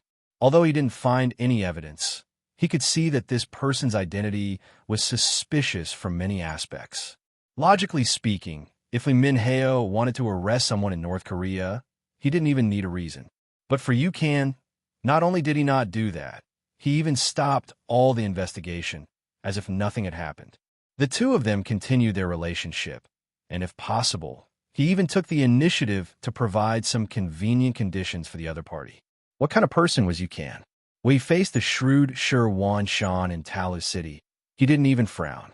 He was very cautious, and there were many well-trained intelligence elites under him. Lee Min-heo sent people to investigate him, and soon found out, and then he was ready to kill him to silence him. But then he found that this person was very tactful. Seeing that Hai Erjuan's attack was imminent, in order to avoid unnecessary trouble, he stopped killing him and let him escape. After conquering the entire North Korea, the situation was in chaos. At this moment, Yukon thought of Lee Min-heo again. This time, he publicly looked for Lee Min-heo and revealed his identity. He hoped that Lee Min-heo could cooperate with his work to clear the assets of the officials and aristocratic families in Seoul. Although the Intelligence Bureau also had some information, without the help of a local snake, a lot of work would inevitably take some detours. You can turn out to be a member of the five-star army and an important member. This made Lee Min-ho, who had a headache over the current situation and didn't even know what to do next, overjoyed. He immediately took the initiative to accept this task. Under his leadership, many hidden rich families in Seoul were uncovered and helped the mercenaries collect 2 million taels of silver. It could be said that he had made a lot of contributions. It must be said that Lee Min-heo was really good at doing things. After doing so many good deeds in a row, he didn't have the intention to ask for a reward. He still behaved properly, and even according to the rules of the five-star army, he took the initiative to hand over half of his family's assets. Not only that, Lee Min-heo knew that if he wanted to gain a foothold in the new government, relying on this alone was not enough. He also needed to have his own people in the five-star palace, preferably his own family. Then who was his own family? Of course, his family was the best. Fortunately, Lee Min-heo was also a talented man when he was young. Because of his background, his wife was also very beautiful. More importantly, he gave birth to a daughter who was as beautiful as a fairy. How to take the opportunity to give himself 7 good sons-in-law to strengthen the Lee family in the future became a problem that he needed to consider. In order to catch a rich husband, Lee Min-heo first sent his daughter to the dance school opened by the five-star army to learn how to dance. Then he hired a few Chinese teachers at a high price to make the best use of the time to tutor his daughter. He also found some people who were familiar with Han etiquette to be teachers of etiquette. After that, he began to wait for the opportunity to come. After successfully conquering the entire territory of North Korea and killing the new king, Li Ji, they established a new supply route. In the future, the supplies did not need to enter the sea town. They could directly go ashore at the port of North Korea and then enter Liaodong through the Yalu River and then enter Shurchin. Under the great success, Wan Xiaoyu, who came with the transport ship, proposed to hold a social ball. It could not only help the brothers who fought on the battlefield to relax and create some opportunities for their marriage, it could also ease the tense atmosphere in Seoul. And at the same time, it could also improve the relationship with some of the representatives of the local forces. Yang Chendong knew very well that for every land that was conquered, whether they could stand firm or not did not depend on the degree of recognition of the people at the beginning, but whether these influential people cooperated or not. In addition, this was Luan Xiaoyu's request. After thinking about it, he agreed and completely handed over the preparation work of the banquet. Luan Xiaoyu, who received the agreement, was, of course, very happy. She immediately opened a temporary dance school to teach some of the North Korean officials women dance. Then, she took out the equipment that had been prepared long ago and prepared to organize a decent ball. When the news spread, Lee Min-heo knew that the opportunity that he had been waiting for had appeared. If he could take this opportunity to find a good husband for his daughter, it would be equivalent to finding a good backer for the Lee family. At that time, who would dare to bully them? Therefore, he spent a lot of effort to dress up his daughter well. Lee Jinju was Lee Min-heo's daughter. She was indeed very beautiful. She had the quiet beauty that was unique to the Korean people. She was 166 meters tall, and her gorgeous clothes made her figure even more perfect. In addition, she had learned the so-called social dance very well and danced very well. This time, she was confident that she would shine in the ball and achieve the most dazzling goal. In fact, it wasn't just Lee Min-ho who was doing this. Many Korean families and clans were also making similar preparations. They found the most beautiful young girls in their clans and prepared to use them as marriage bonds. At the same time, some of the young masters of these clans were also making preparations. They wanted to see if there was any opportunity to get in touch with some high-ranking officers of the Five-Star Army. If they could form a friendship, it would be beneficial for the future development of their clans. But in such a clan, there was also an outlier. His name was Han Chong. He was a young master in his early 20s who looked quite handsome. For a long time, Han Chong was a hot topic among the younger generation. Not only did this person have a good appearance, but most importantly, he was well-read and also had good skills. How to say it? A person who was well-versed in both literature and martial arts described this kind of person. His family background was good. He was related to Han Mingjin, who had been sentenced to death. He was also a capable person. Under the influence of the great Ming dynasty's Confucianism, he knew all the 4 books and 5 classics. It could be said that he was very talented. In addition, he had learned martial arts. His body was strong, and he looked good. It was impossible for him to keep a low profile. If it weren't for the Korean Navy provoking the Five-Star Army, people like Han Chong would have stood out sooner or later. It was inevitable that he would become a pillar of the Korean kingdom in the future. Such a young master naturally attracted the attention of a group of young girls. Once upon a time, he and Lee Jinju were said to be a pair. A talented man and a beautiful woman were so harmonious. Some people even said that they were a match made in heaven. But now, everything was over. Since the defeat of the Korean army, there had been no contact between the two. But the story of the two who were lucky to survive was not over. At least Han Chong thought so. He really liked Lee Junju and wanted to marry this person. For this matter, he had recently visited the Lee family several times, but unfortunately, he was stopped for various reasons.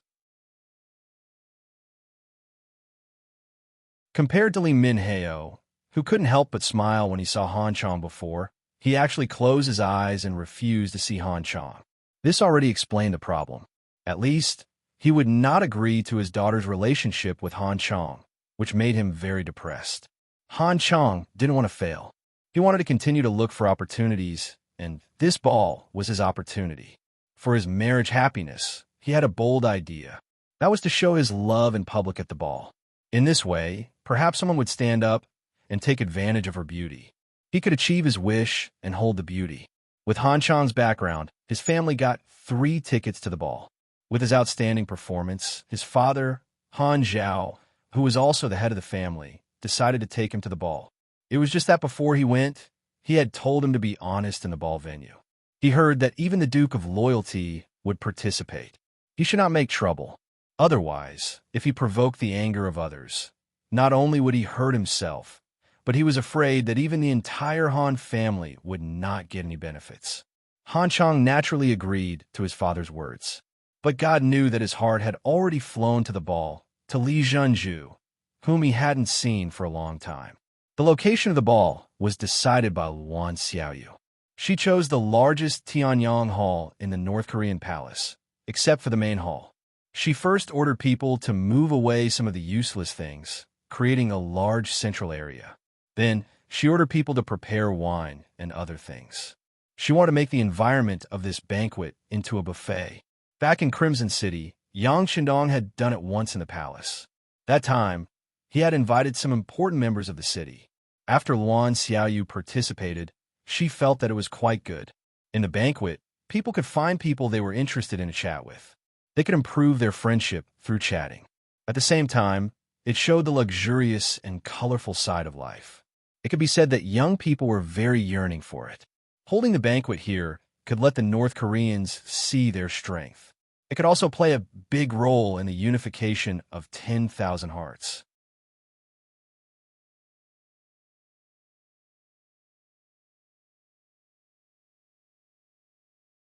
Chapter 940. Luan Xiaoyu was the future sixth madam, and she was the type that was set in stone. At the same time, she was the boss of the entire publicity department, and she was also the top sister of the 5-person investigation team in Crimson City. If she decided to do something, who would dare to stop her? Everything was carried out according to her instructions. Yang Qindong already had some understanding of this matter, but he did not say anything about it. Since Xiaoyu liked it, he would let her do as she pleased. If this ball could let the North Koreans see the power and prosperity of the Yang family and make them yearn for it, it would be a great thing. Of course, what he cared about was the family of the officers. According to the rules of the 5-star army, an officer could apply for marriage as long as 2 of the 3 conditions were met. First, they had to have joined the 5-star army for more than 2 years. Second, their position had to be at least a battalion commander. Third, their military rank had to be at least a major. As long as 2 of the 3 conditions were met, they could start a family. They could even take in concubines. Of course, for the mid-level officers of the 5-star army, their first wife had to be a Han. This was not an exception. However, if they really liked a woman, they could take in a concubine if she was not a Han. This was also a way to increase their Han genes. In the future, the Han men would become more handsome and the women would become more beautiful. Joining the 5-star army, which was the earliest mercenary group, was a busy start. Other than fighting everywhere, the internal competition was also very fierce. If you did not move forward, you might be surpassed by others and then replaced. No one wanted their hard work to be wasted, so they could only work harder. Over time, some officers did not have the chance to solve their personal problems. Perhaps the ball was a good way. Not only did they have to let the horse run, but they also had to let the horse eat good grass and feed it fine fodder. This was Yang Shindong's standard of doing things. Although the competition for all levels of officers in Yang Xie's forces was very fierce, and there were many things to do every day, but correspondingly, they also received a lot in return. In the past, they were treated well in terms of money and treatment. Now, the way of the ball was a kind of care and concern in life. North Korea's new provincial governor was already in place. His name was Zhang Yi, and he had once worked in Cheonan City's City Lord Manor. Reality had already proven his ability, and this time, he had transferred one of City Lord Yu Qian's trusted subordinates to be in charge of North Korea. Under Yang Qindong's instructions, Zhang Yi participated in the preparation work of the ball. He invited who he invited and what he had to say to the people he invited. This was a great help for Zhang Yi to understand the situation here faster. In the end, under Zhang Yi's ample preparation, other than the officers and officers of the 5-star army, a total of more than 100 local clans were invited to the ball. In total, the number of participants exceeded 300.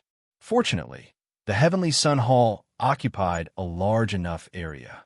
Otherwise, with a total of 600 to 700 people, the ball wouldn't be able to satisfy them. After many days of preparation, The day finally arrived. The time of the ball was set for the evening of the same day. After dinner, many well-dressed young ladies went out of the door in a carriage under the leadership of the patriarch and went straight in the direction of the palace. The sky was already dark, and in the darkness, two shadows silently watched all of this from not far from the main entrance of the palace. But soon they were disappointed. The inspection here was very strict. Not only did they have to check the application, but also some officials who were very familiar with Seoul were here to screen the identity of the people who came here to prevent any unruly people from sneaking in.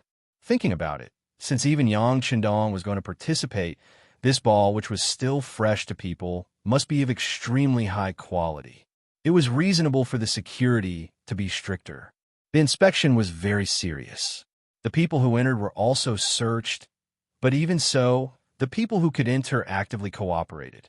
It could be seen that their hearts were already leaning towards the five-star army. Big brother, it seems that we have no chance to sneak in. One of the two shadows in the darkness said. That's right. But second brother, we don't have to be discouraged. As long as we work hard, there will always be opportunities. A ball like this will definitely not satisfy everyone. Once someone is treated unfairly and has anger in his heart, it will be an opportunity for us to take advantage of. You have to know, since King Nanming sent us brothers here, it means that he has high hopes for us. We must not let the king down. In the darkness, another man made his own voice. From the sound of his voice, it was very calm, showing that he had a good psychological quality. The big brother's name was Guo Xinqing, and the second brother's name was Li Qingsong. They were sent by the former King Minzhuang, the current King Nanming, Zhu Huijin. After the five-star army launched an attack on the Kim Bian dynasty, Zhu Huijin also took the opportunity to declare himself as King Nanming. He first sent troops to deal with King Shiping in Yunnan. He wanted to expand his own efforts and clean up the enemies behind him. When King Nanming made his move, Zhu Qizhen of the southern Ming dynasty quickly made his move. He sent out 200,000 troops and launched a pincer attack with King Shiping. In the beginning, it was fine. King Nanming, who had a certain amount of preparation, was able to withstand it. He even won some local battles. However, as time went by, King Nanming's various disadvantages became obvious. For example, the time he spent building his forces was still too short. His foundation was not enough, his financial resources were not enough, and his reserve army was not enough. In addition, he was originally a rebel and did not have the support of the people. After dozens of battles, he began to feel the strain. If the war continued like this, without the influence of external forces, he was afraid that the person who would lose in the end would be him. In order to protect himself and to change the situation, King Nanming began to think. In the end, he set his sights on Yang Chendong. There are already a few groups of Han people coming out of Qiqian City. They cannot be a monolithic block. From their mouths, some of the things about Qiqian City have been learned by too many people. They also knew that the real leader of the five-star army was Yang Chendong, who was known as the sixth young master of the Yang family. This was something that no one expected. After all, it had always been a mystery how this person had developed. However, this was the truth. There was no room for other people to doubt it. As the five-star army went to war again and again, their forces and territory continued to expand. He had become a person that everyone had to pay attention to. If the five-star army's strength was not too strong, they would have become the target of public criticism. King Nanming was also afraid of the five-star army's strength and did not dare to have any ideas about this army. However, that did not mean that he did not dare to have any ideas about Yang Chendong. In his opinion, if an accident happened to this person, the entire world would fall into chaos again. In that case, he would be able to take advantage of the situation. In order to achieve this goal, Guo Xinqing and Li Qingsong, two powerful people, were sent to North Korea. Their mission was to find an opportunity to assassinate Yang Chendong. It would be best if they could kill him. If they could not, they would stir up chaos and anger the loyal duke. Then, they would put the seed of hatred on Nanming. The reason why King Nanming was so confident was because Guixinxing and Li Qingsong had another public identity. They were small leaders of the Nanming Imperial Guards. He had spent a lot of effort and a lot of money to buy them over. In other words, even if their identities were exposed, Yang Qindong would only hate Zhu Qizhen. It would have nothing to do with them. If they could really provoke the five-star army, the pressure on them would be greatly reduced. It would be a great opportunity for them to expand their territory and influence. Guo Xinxing and Li Qingsong thus came to North Korea through a secret channel.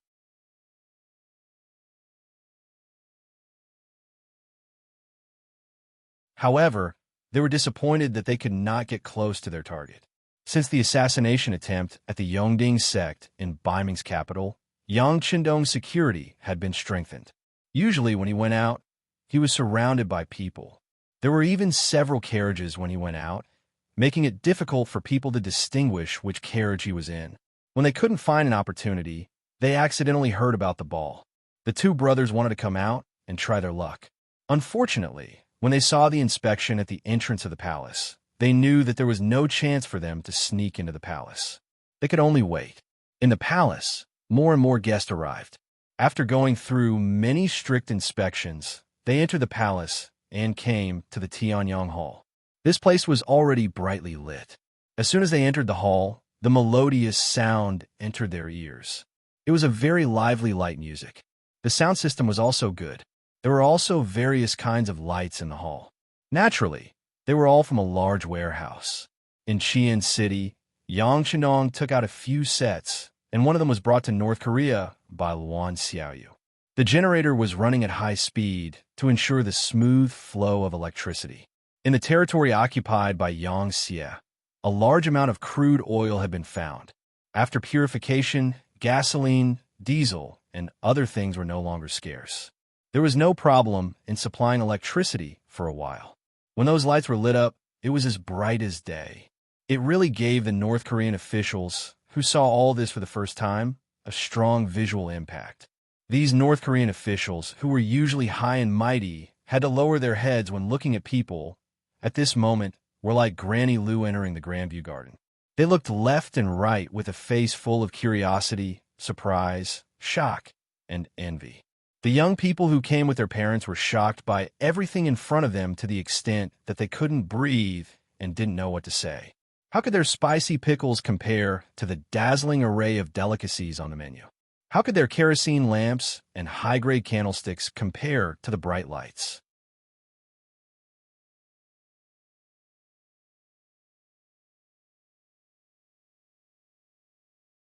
Chapter 941.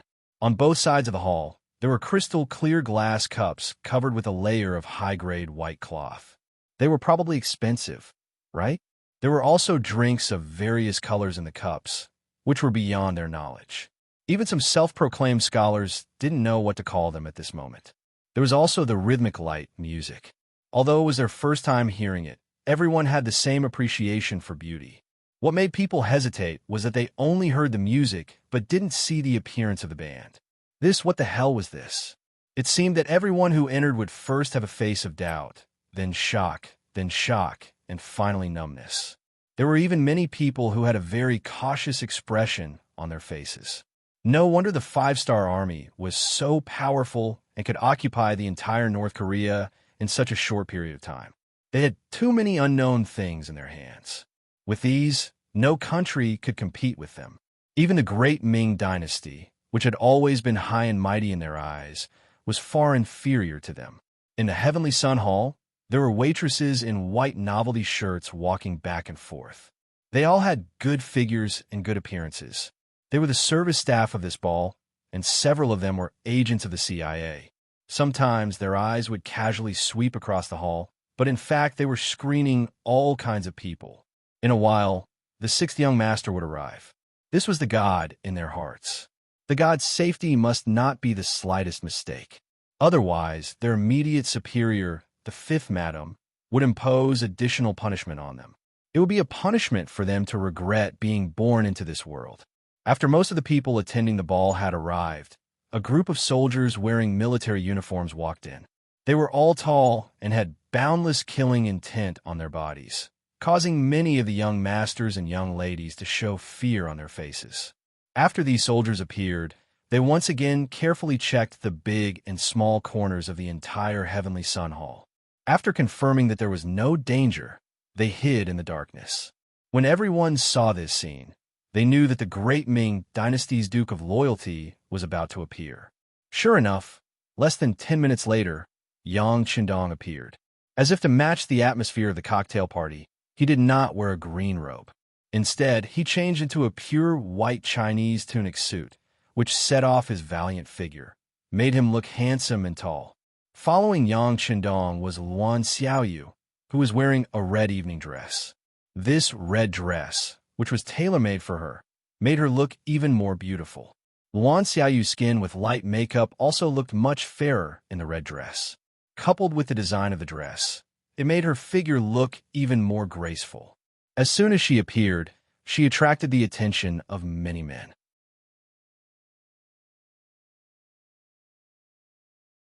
In contrast, those North Korean girls who seemed to be carefully dressed were dwarfed.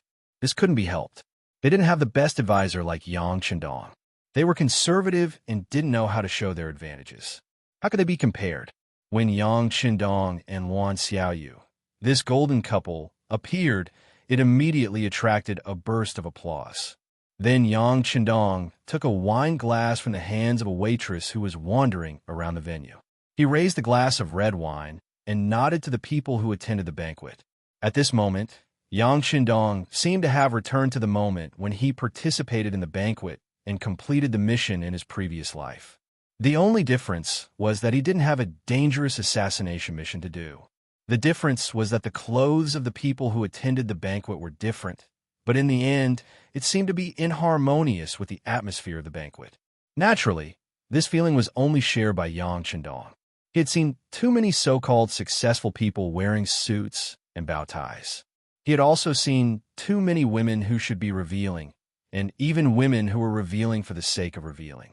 After seeing the tightly wrapped officers and North Korean men and women, he couldn't help but feel a sense of inharmony. Yang Qindong raised his glass. The officers and North Korean officials were shocked and quickly found their glasses and raised their hands. In the process, because some people walked too fast, they almost fell to the ground, which also caused bursts of laughter. However, Yang Qindong didn't care about this. Instead, he smiled at those who almost made a fool of themselves. The meaning of encouragement was very obvious. Who knew how much loyalty he had gained from just this gaze alone? Everyone raised their glasses. Yang Qindong gently raised his left hand. The music stopped, and the audience became quiet. At this moment, his deep baritone voice sounded. "Everyone, thank you for taking time out of your busy schedule to attend this banquet. You're too polite. What are you talking about? It's our honor to be able to attend this banquet." That's right, that's right. This is the face that you've given us. We can't thank you enough." All kinds of voices came from below. Without exception, all of them came to express their goodwill. It seemed that if they didn't say something, they couldn't express their excitement at this moment. In this regard, Yang Qindong smiled and nodded gently. After that, he continued to say, "Everyone, the former North Korean kingdom no longer exists. It has been replaced by the North Korean province. Next, Zhang Yi will be the first governor of the North Korean province. Zhang Yi is a person with outstanding ability. I believe that with his leadership, North Korea will soon become powerful and rich." Clatter, clatter, clatter.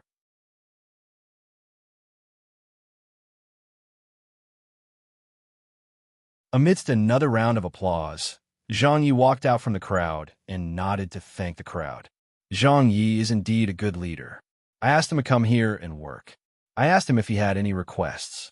The first thing he said was that food is the most important thing for the people.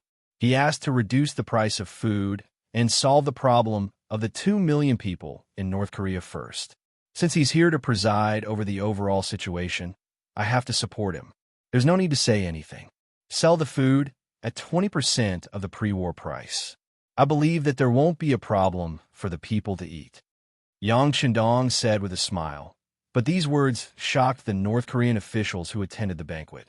North Korea was originally an agricultural country.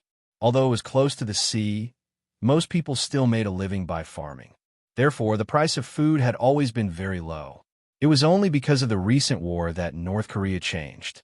The people were afraid that something would happen, so they began to stockpile food to ensure their safety. But now, Yang Shindong not only stabilized the price of food, but also sold it at 20% of the pre-war price. How low would the price be? It was almost the same as the country's harvest price. It was not an exaggeration to say that the situation in North Korea would quickly stabilize once this policy was implemented. After all, the problem of food and clothing was solved, which was equivalent to solving the most unstable factor. Everything would be much easier to do next. This decision was made because of Yangtze's development in the past few years. Chichen City had always believed in walking on many legs. While developing industry and commerce, they did not fall behind in agriculture. For example, in Vietnam, Laos, and most of Ryukyu Island, all the land that could be developed was planted with food.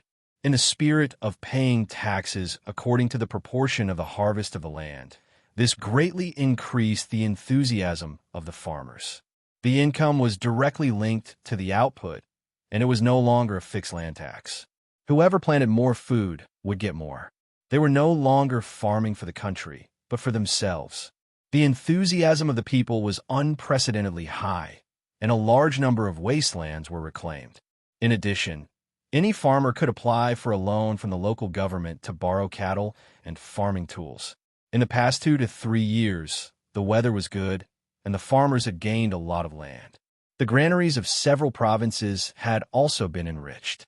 Now was the time to show the results. It was not difficult to transfer a part of the food from there to North Korea, but the benefits to the people were real. There was a saying among the people, if there's food at home, there is no need to panic. As long as the basic livelihood of the people was guaranteed, the people's hearts would be stable, and they would not be easily defeated by some things. The establishment of the North Korean provincial government would be more stable, and it would be much easier to implement other measures. Once Yang Bao succeeded in gaining a foothold and enjoyed enough influence among the people, the law would be more deeply rooted in the people's hearts. The people would not be bullied and their hearts would be stable. It would not be long before North Korea could exert its power and emit its unique spring. The reforms in Ryukyu Island, Laos, and Vietnam had proved everything. As long as they followed their pace, it was only a matter of time before they became strong. This was the bright path that Yang Shindong pointed out for the development of the place, a path of success that had been verified by later generations with facts.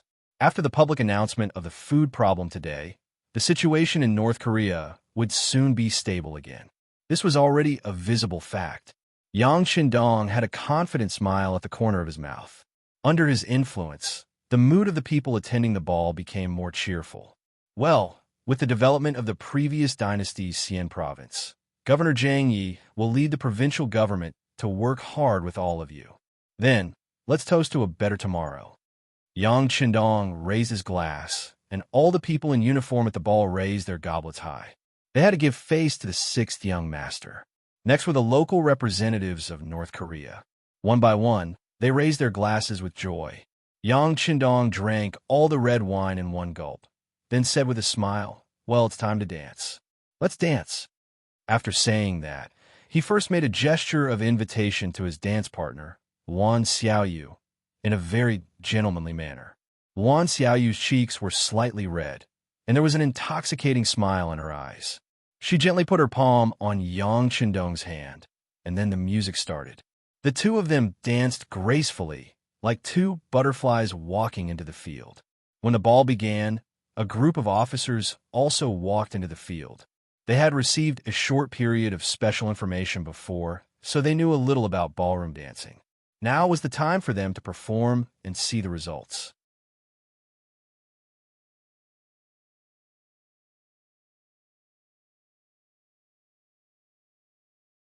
Chapter 942. Of course, there were those who didn't. Among the officers, there were those who liked dancing, and there were also those who didn't. But no matter what, this was the sixth madam's idea, and the sixth young master agreed to it. Just based on this point alone, no one would refuse to give face. Regardless of whether they liked it or not, they could only brace themselves and support it. For example, one of the high-ranking officers, Tian, who was someone who didn't really like dancing. As the commander of the 1st Cavalry Division, Tian, who had been in the limelight recently, he and his division's combat strength was admired by even the most arrogant Lung Feng. He was one of the few officers in the mixed army who could be treated with respect.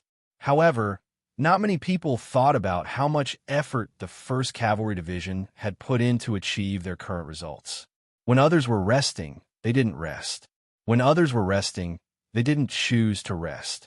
When others were resting after a big battle, they still continued to train like a raging fire. It was as if they were born to fight. It was because of his hard work and dedication that they were able to achieve results that only firearms could achieve with cold weapons. Recently, the situation in North Korea had become more and more stable. Many of the armies had entered a period of rest. Even Lung Feng's training only lasted for 4 hours in the morning, 4 hours in the afternoon, and 10 kilometers in the evening.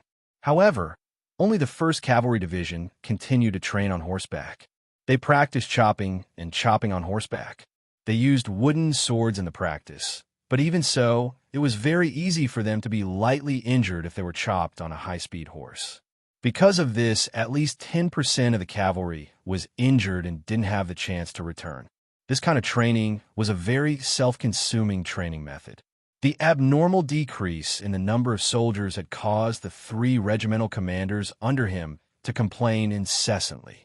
There were even people who reported this matter to Yang Chendong. If this was a peaceful era, this kind of training would indeed be a little too much. But now, the world was already in chaos. No matter how powerful the 5-star army was, they would still have to face all kinds of provocations at any time.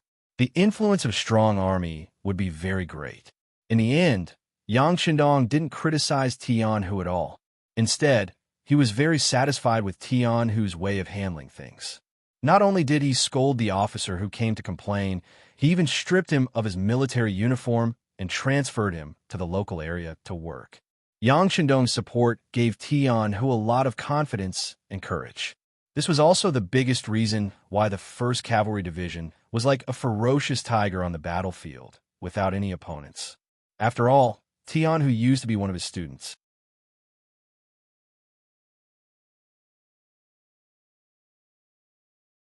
He was a talent who excelled in both the pen and the sword. Yang Chendong believed that Tianhu's training should be targeted. As for injuries during training, it was originally unavoidable. It only proved that one's strength wasn't up to expectations.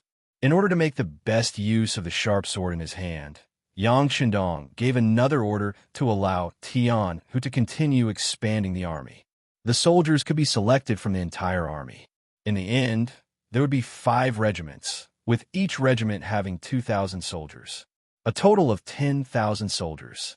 Yang Chendong even publicly stated that once the 1st Cavalry Division expanded from the current 6,000 soldiers to 10,000, he would personally confer the rank of Major General to Tianhu. A division commander could actually obtain the rank of general. This was a special case in the entire 5-star army. Tianhu would break another record. Because of this, Tianhu was naturally very excited. As a warrior, he had dreamed of becoming a general when he first joined the army. Now that his dream was about to come true, all he had to do was work harder to repay everything he had received. Along with the arrival of a higher honor, there was also a corresponding pressure. The difficulty of expanding the 1st Cavalry Division was no less than the expansion of the Cold Front. Especially this time, there were actually more than 4,000 soldiers. It was almost the same size as when the 1st Cavalry Division was first established. As a division commander, Tianhu's workload was naturally very heavy. At this time, the 6th Madam informed him to attend the ball. It was obvious that Tianhu was very unwilling, but he had to come. Tianhu used to be one of Yang Chendong's students. He came into contact with new things like ballroom dancing early. When he first started learning, he was also one of the people who danced well. If he had nothing to do, he wouldn't reject this kind of ball. In fact, he would even welcome it. But this time, after Yang Qindong finished speaking, he drank a glass of red wine and sat in a corner with his head lowered to think. The sixth young master had high hopes for him and the 1st Cavalry Division. How could he not disappoint the sixth young master? He had to do things well, quickly complete the expansion of the 1st Cavalry Division, and maintain the original combat strength. He had to seriously consider these things. However, even with his head lowered, the 2 stripes and 4 stars on his uniform were still as dazzling as ever. It was as if he was the sun that was shining brightly. It was impossible to ignore it even if he wanted to. At this moment, there were more than 10 pairs of eyes staring in this direction.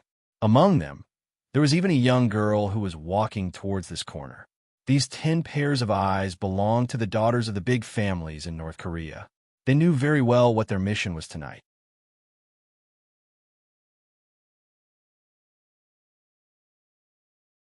The fate of the entire family was tied to them. While they were feeling the pressure, their expressions were naturally very focused. All the high-ranking officers and some high-ranking cadres in the field had become their prey.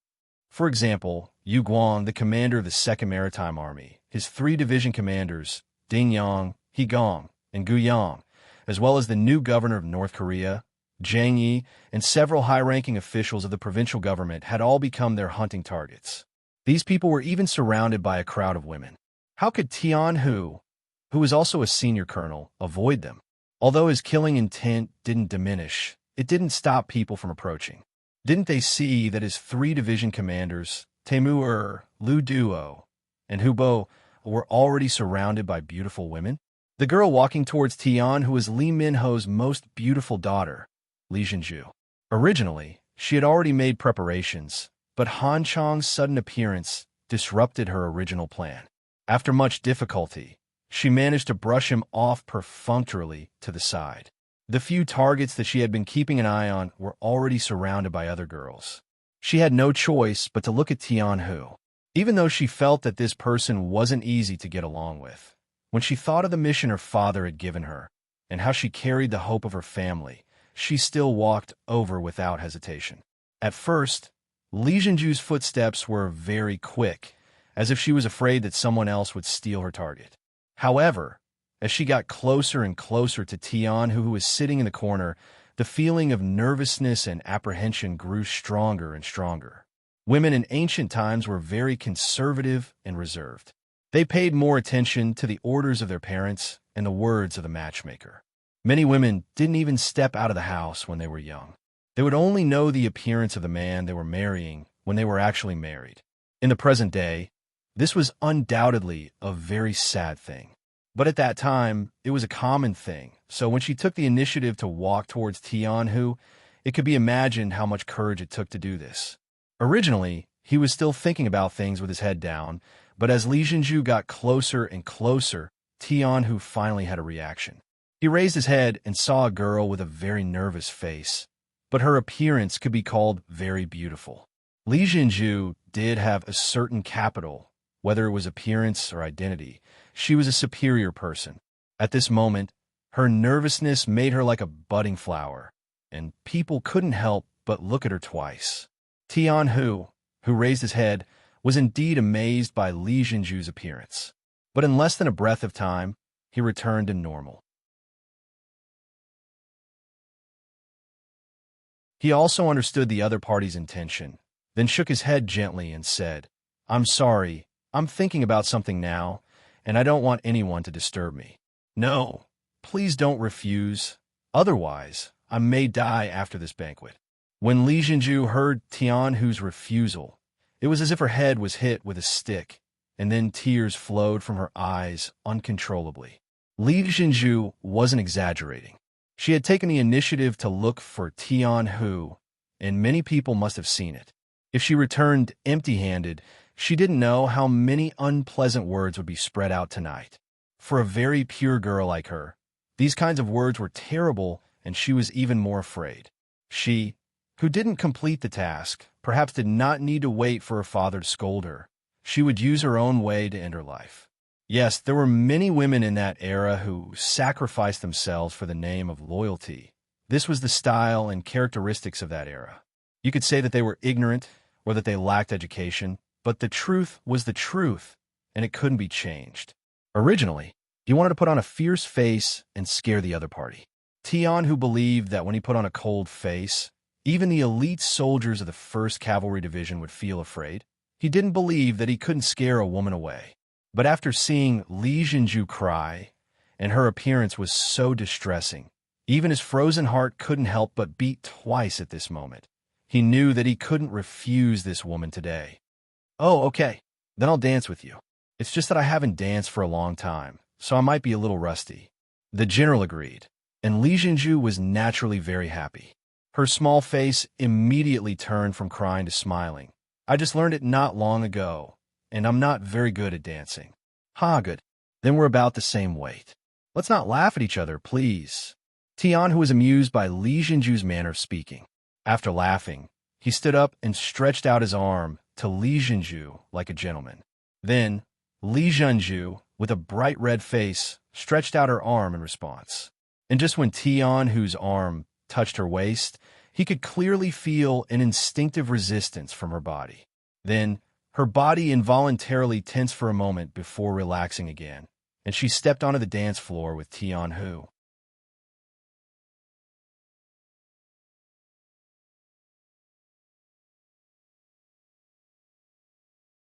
Chapter 943. Some things could be faked, but some things could not be faked. Tion, who could clearly feel the nervousness in Li Jinju's heart. Only a young girl who was ignorant of worldly affairs would have such an expression. In order to dispel the other party's nervousness, he revealed a smile on his face and said, "Not bad. Your dance is not bad." Tion Hu had just finished speaking, had an awkward expression on his face. It was not because of anything else, but because in the next second, Li Jinju's jade-like foot had already stepped on his foot. In fact, the other party's figure was slim and not fat at all.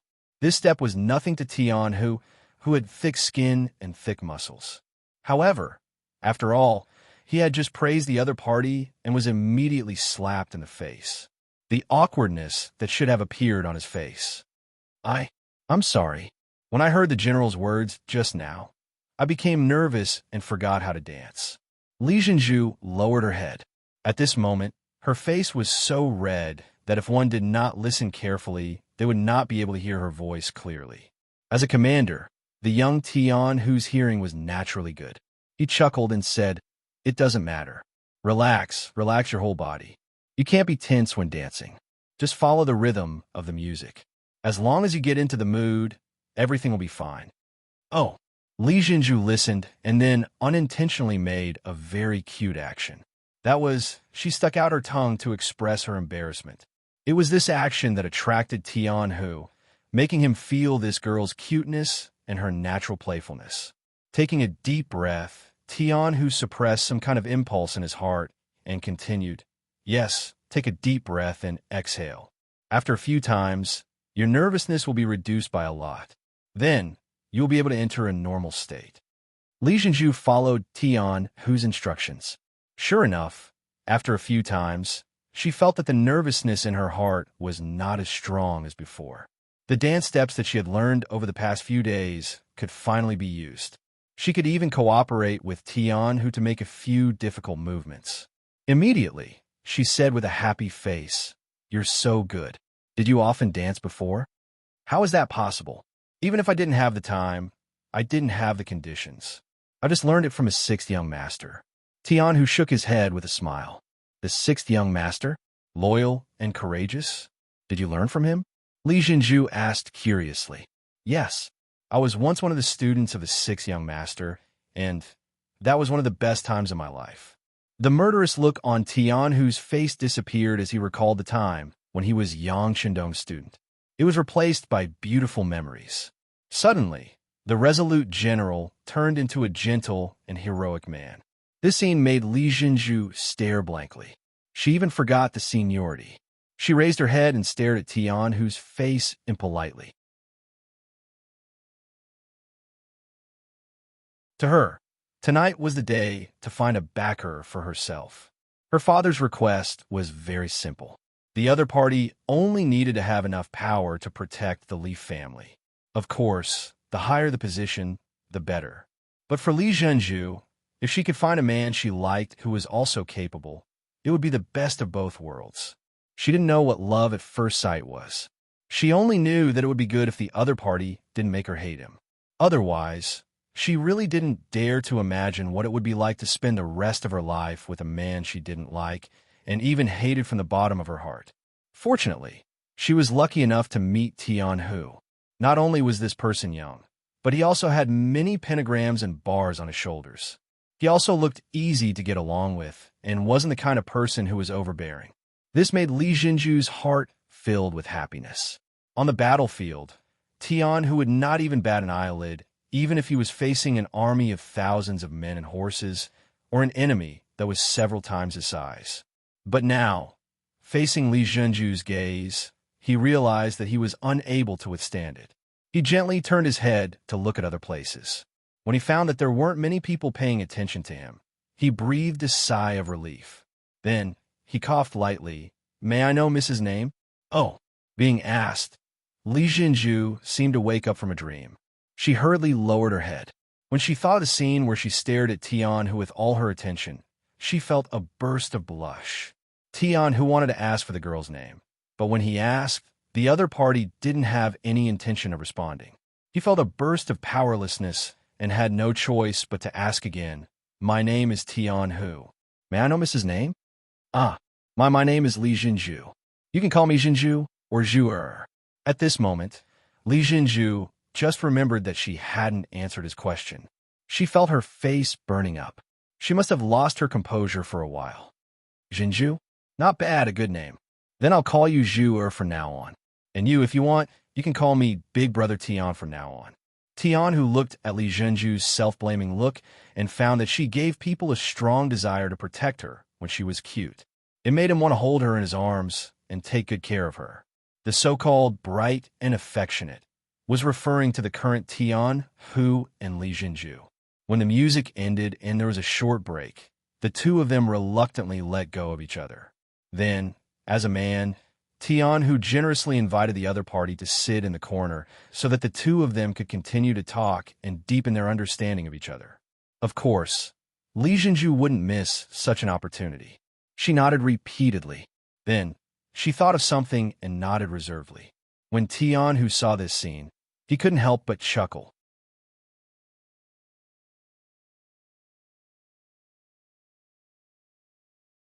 After the long song ended, the situation in the field gradually became clear.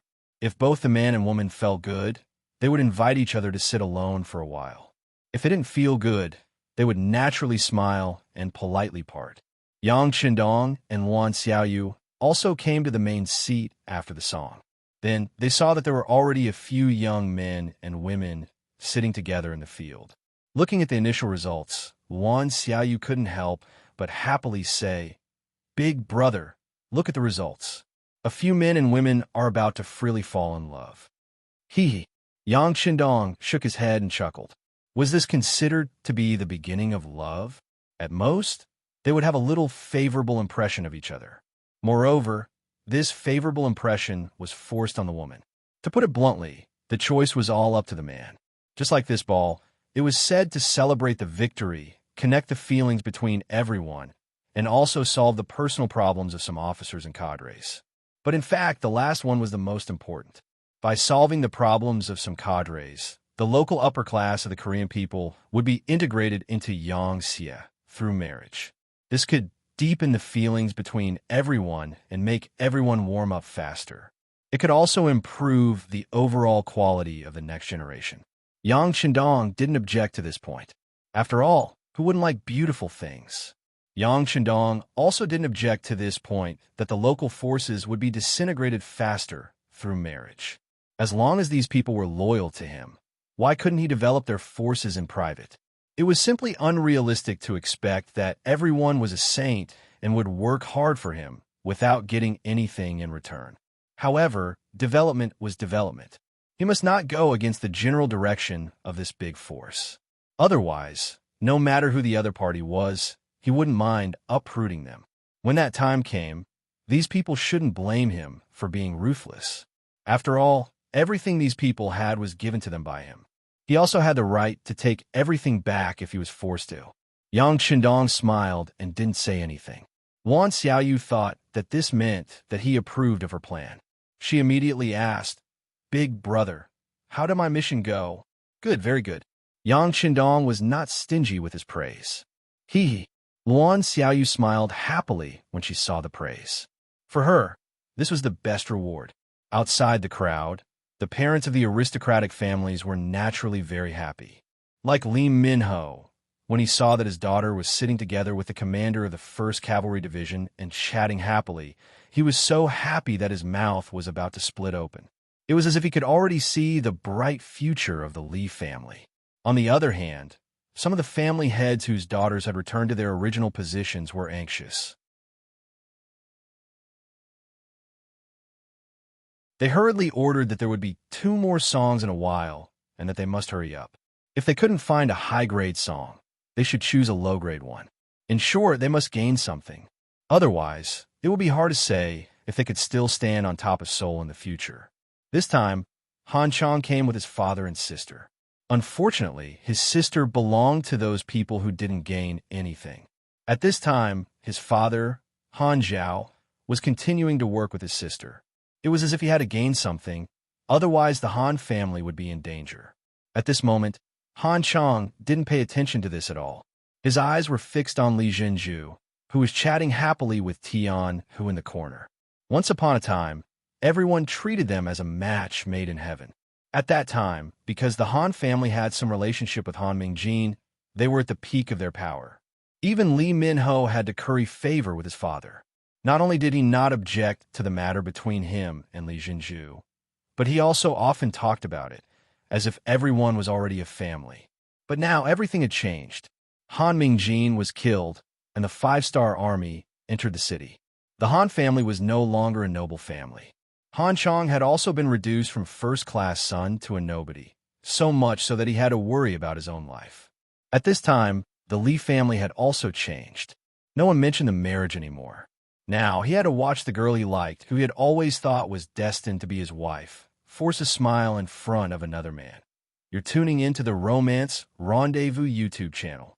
We're so grateful for your support, and don't forget to subscribe to join us on this incredible journey through captivating stories. Your generosity through donations truly makes a world of difference, as it's the primary source of revenue that allows me to expand and enhance this channel for you. Thank you from the bottom of my heart for being a part of this adventure.